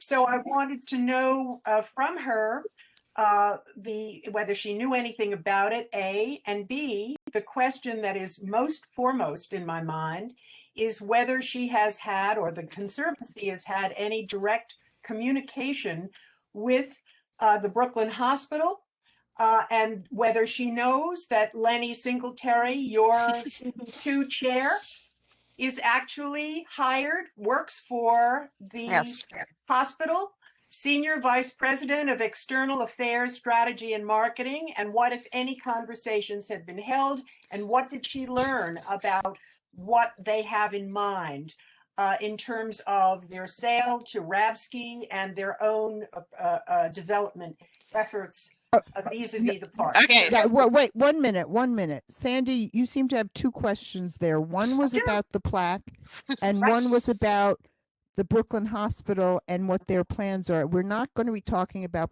the Brooklyn Hospital here tonight. Why you did not? have a question about the Spanish plaque. Had you been to an earlier meeting we had, you would have heard all about it. And the plaque itself, we learned, was removed 5 years ago. We because it saved was wearing away, Yeah, and yeah, it's in the visitor center. Yeah. Okay, so I'm fully aware. Number one, I'm fully aware that Lenny is, yes, of his two positions. I'm fully aware, but we're not talking about that now. The Queen Sofia Spanish Institute came to us, as well as the sister of the late Wilhelmina Rhodes Kelly, to talk about the plaque. And I will say that we had some wonderful discussions about it returning to the plinth where it was originally. We've made use of the plinth in the interim for these beautiful mosaics, which, has been a sort of stopgap while we were hoping to have it return. I personally worked with the Queen Sofia Institute to connecting them with Cumbo's office and with Eric Adams' office, where we got letters of support for their proposal sent to the Parks Department. I was being supportive of their efforts in advocacy to have it restored in its original state.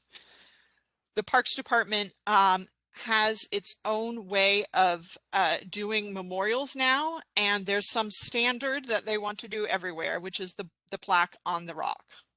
Okay, so they came in and talked to them and said, we have to do this as a plaque on a rock.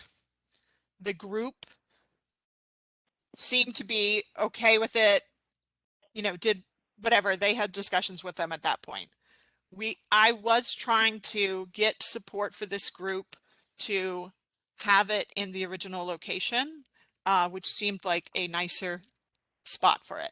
But the Parks Department and the group that was advocating for it directly have worked out this resolution that you saw come before the community board at the last meeting. Right. And when I forget the name of the person who was here, but she did seem amenable to considering moving the plaque elsewhere. So more good reasons why you should always attend the parks meetings, so you can be up to date on all this information. Now, Lorena Allen, I see you've patiently had your hand up. Again, if this is, we're not talking about the Brooklyn Hospital development. We're not talking about Fort Greene Park tonight, about what might or might not happen there. But if you have a question related to one of the presenters tonight, we're delighted to hear from you.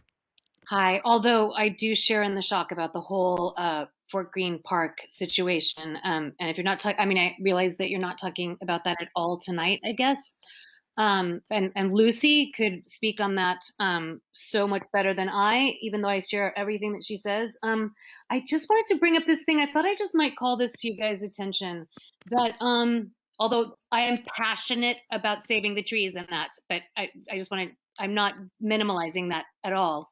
The dog situation in Fort Greene Park is like, oh my God, out of control. And now we have more people in the park, and it's a little bit out of control. And I was walking home the other day, and 2 blocks from the park, and not only just 2 blocks from the park, but in my garbage can, and I try to be aware that there will be dog poop and dog poop baggies and poop, you know, and pee and stuff. And but oh my God, I was walking home the other day, and 2 blocks from the park, I love this guy used a picture about the other park, but this is a trash can full of steaming, fly-infested poop, buzzing and steaming, and this is not even the summer yet. It was overflowing with dog poop bags across from the restaurant on the corner of Adelphi and Willoughby. And I don't need to talk about it too much, but I just thought everybody might want to like start thinking about that dog poop and how much of it is like, because there's so many dogs in the park. I mean, I don't want to spend money on taking care of other people's poop, but I wonder if there could be some sort of message sent out to I love dogs, by the way. Love them. I love all the dogs, and I pet all the dogs that go to and from the park. But it's getting like a little crazy. I don't know if this really shows it, but it's getting crazy. That's it. Thank you. I appreciate that. Thank you. Okay. All right. I don't see any other questions being raised at the moment. All right, Ernest, right, we're going back to you. If you can do it quickly, please. Can you hear me? A little louder. Can you hear me now? Let me see. Okay. All right, go ahead. All right, I think you just muted yourself. Okay. Oh, I just a question about when the Parks Committee will schedule an agenda to talk about the Fort Greene Park and the rescue development. Right. The Fort Greene Park. We certainly want to talk about it, and I think the appropriate time will be when we have either the Brooklyn Parks Commissioner here or his representative, which will either be our next meeting or the June meeting. Taya, do you know if that's been firmed up yet? That's exactly correct. We've requested the Parks Department provide updates on specifically on Fort Greene Park and a couple other standing issues. We requested for May, which is preferred because we only have 2 meetings left before summer recess. They did say they committed to one of those 2 meetings. Okay, so great. Make sure you're on our email list, please. That's right. Yeah, all right. No, And so I just wanted to say we're eager to talk about it. It's just tonight was about the Friends groups, and it wasn't on the agenda, so I wanted to try to focus on the Friends groups, and not at the last minute bring up a whole new topic. So go ahead. I understand this means agenda. I just want to let the board know, at least the Parks Committee, to know that this is a very serious concern in Clinton Hill, Fort Greene. That's all. Yes. Oh, thank you so much for that. Okay, I don't see any other questions on my screen. So I'm going to move to our next item on the agenda, which is Ms. Dollar-Gringer, actually, Richard Morrow has his hand up. Sorry, I just saw him.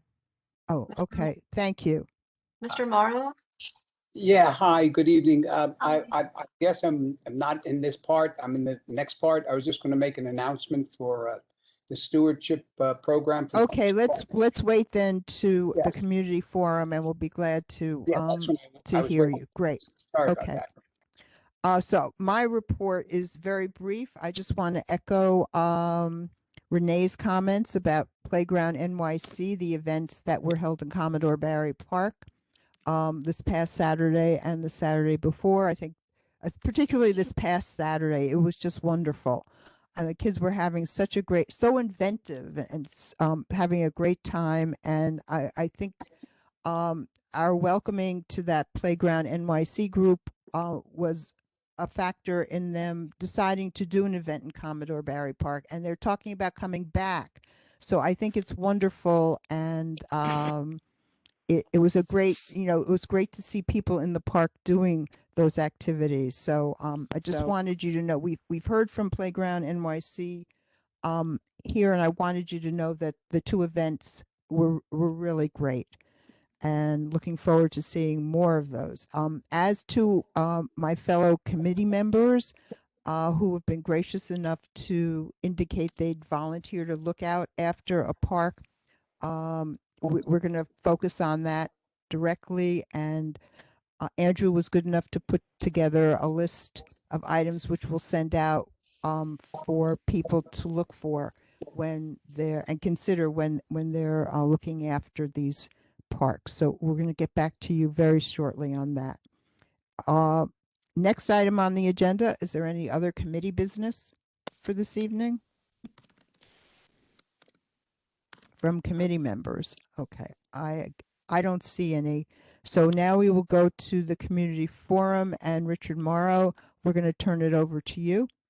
All right, thank you very much. I want to say this was quite an exciting evening, watching and listening to all the activities that were going on in the community. Just incredible. But I wanted to thank you again for letting me speak. My name is Richard Morrow. I'm the captain of the New York City Parks Stewardship Program for the North Heights, Fulton Landing, Dumbo, Vinegar Hill, and Farragut Housing, as well as a licensed citizen pruner.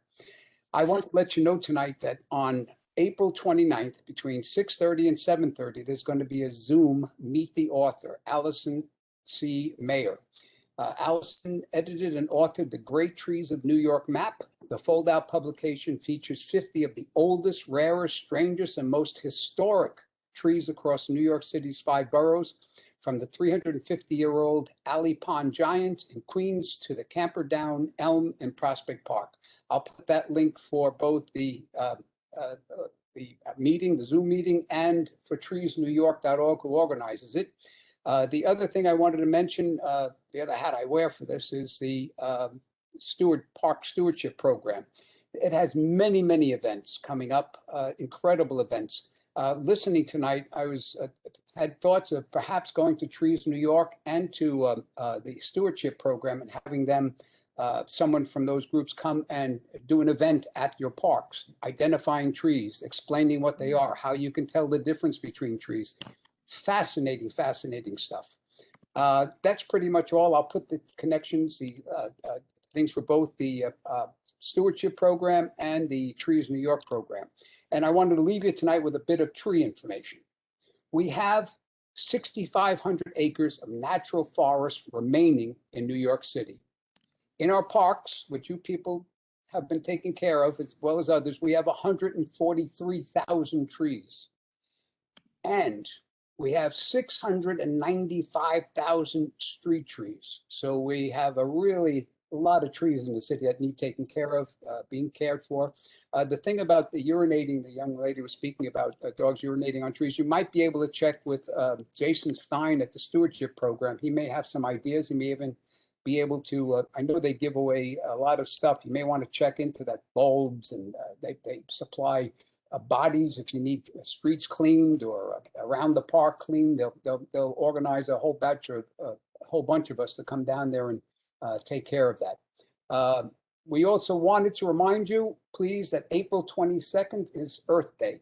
And please remember that, and you can do anything. I know you're doing a lot now, but remind people, even picking up a piece of garbage near a tree or by a drain helps. All right, and with that, I have to say thank you for your time. Have a safe and healthy month. Thank you. Richard, thank you, and thanks for the reminder about Earth Day. And we've seen you here quite a few times. You might want to consider becoming a public member of the committee. So please keep coming back.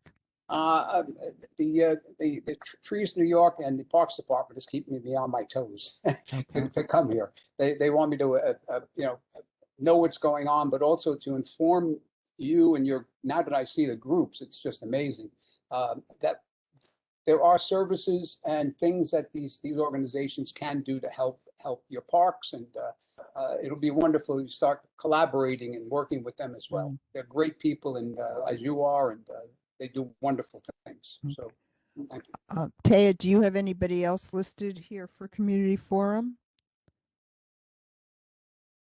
I just wanted to say hello and welcome to Ed Sen from Fort Greene, who has been attending many of our meetings. Welcome back. I don't see any other hands though. Okay. All right. I'm sorry, Ms. Coutine has her hand up again. Yeah, I put the raise hand. Maybe it doesn't show up in the raise hand function. But anyway, I put in the chat before that years ago we had 2 high school interns during the summer in Gore Park, and I know that because I was the daily monitor of them. I would greet them at 9 o'clock and sign them out at 5. And I'm wondering if we couldn't have some kind of high school program like that. I know there are various youth organizations that do work with educating young people in our high schools on, tree maintenance and just maintenance. But anyway, it was a really good program. It would be nice to have such a thing where those young people could get a stipend even, so they're not just being used for their cheap labor. But, it was something, I can't remember. Maybe you remember when Gore Park first opened, but it's maybe 30 years ago, we had a big opening ceremony. I was part of that.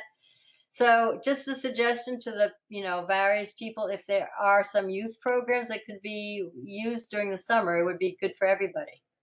Lucy, do you know who that program was run through? No, it's so many years ago. Probably the Parks Department. Okay. I mean, I know that Jed Marcus and One Community is working on a new program and is looking for sites for high schoolers. And, we've talked about that. It's not just focused on like trees and the environment, but, could include it. Yeah, somebody to, sweep up and, just keep an eye on the park, do some weeding, whatever's needed. Well, some parks do have volunteers that do that kind of thing, even adults who do that, not just teenagers. So.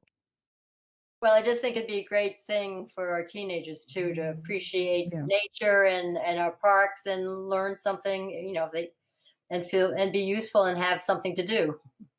No, I agree. Yeah. So, all right. Anything else for community forum? All right. Well, I want to thank everyone for being here this evening, and it was the presenters were terrific. And again, I hope to see everyone here again at future meetings. So I will entertain a motion to adjourn. Andrew, is there a second? Suzanne, thanks. Okay, I think I see raised hands from committee members. Yes, I don't see anyone opposed. So thank you, and I feel like saying be kind to a tree. So I don't know. Have a good night. Thank you.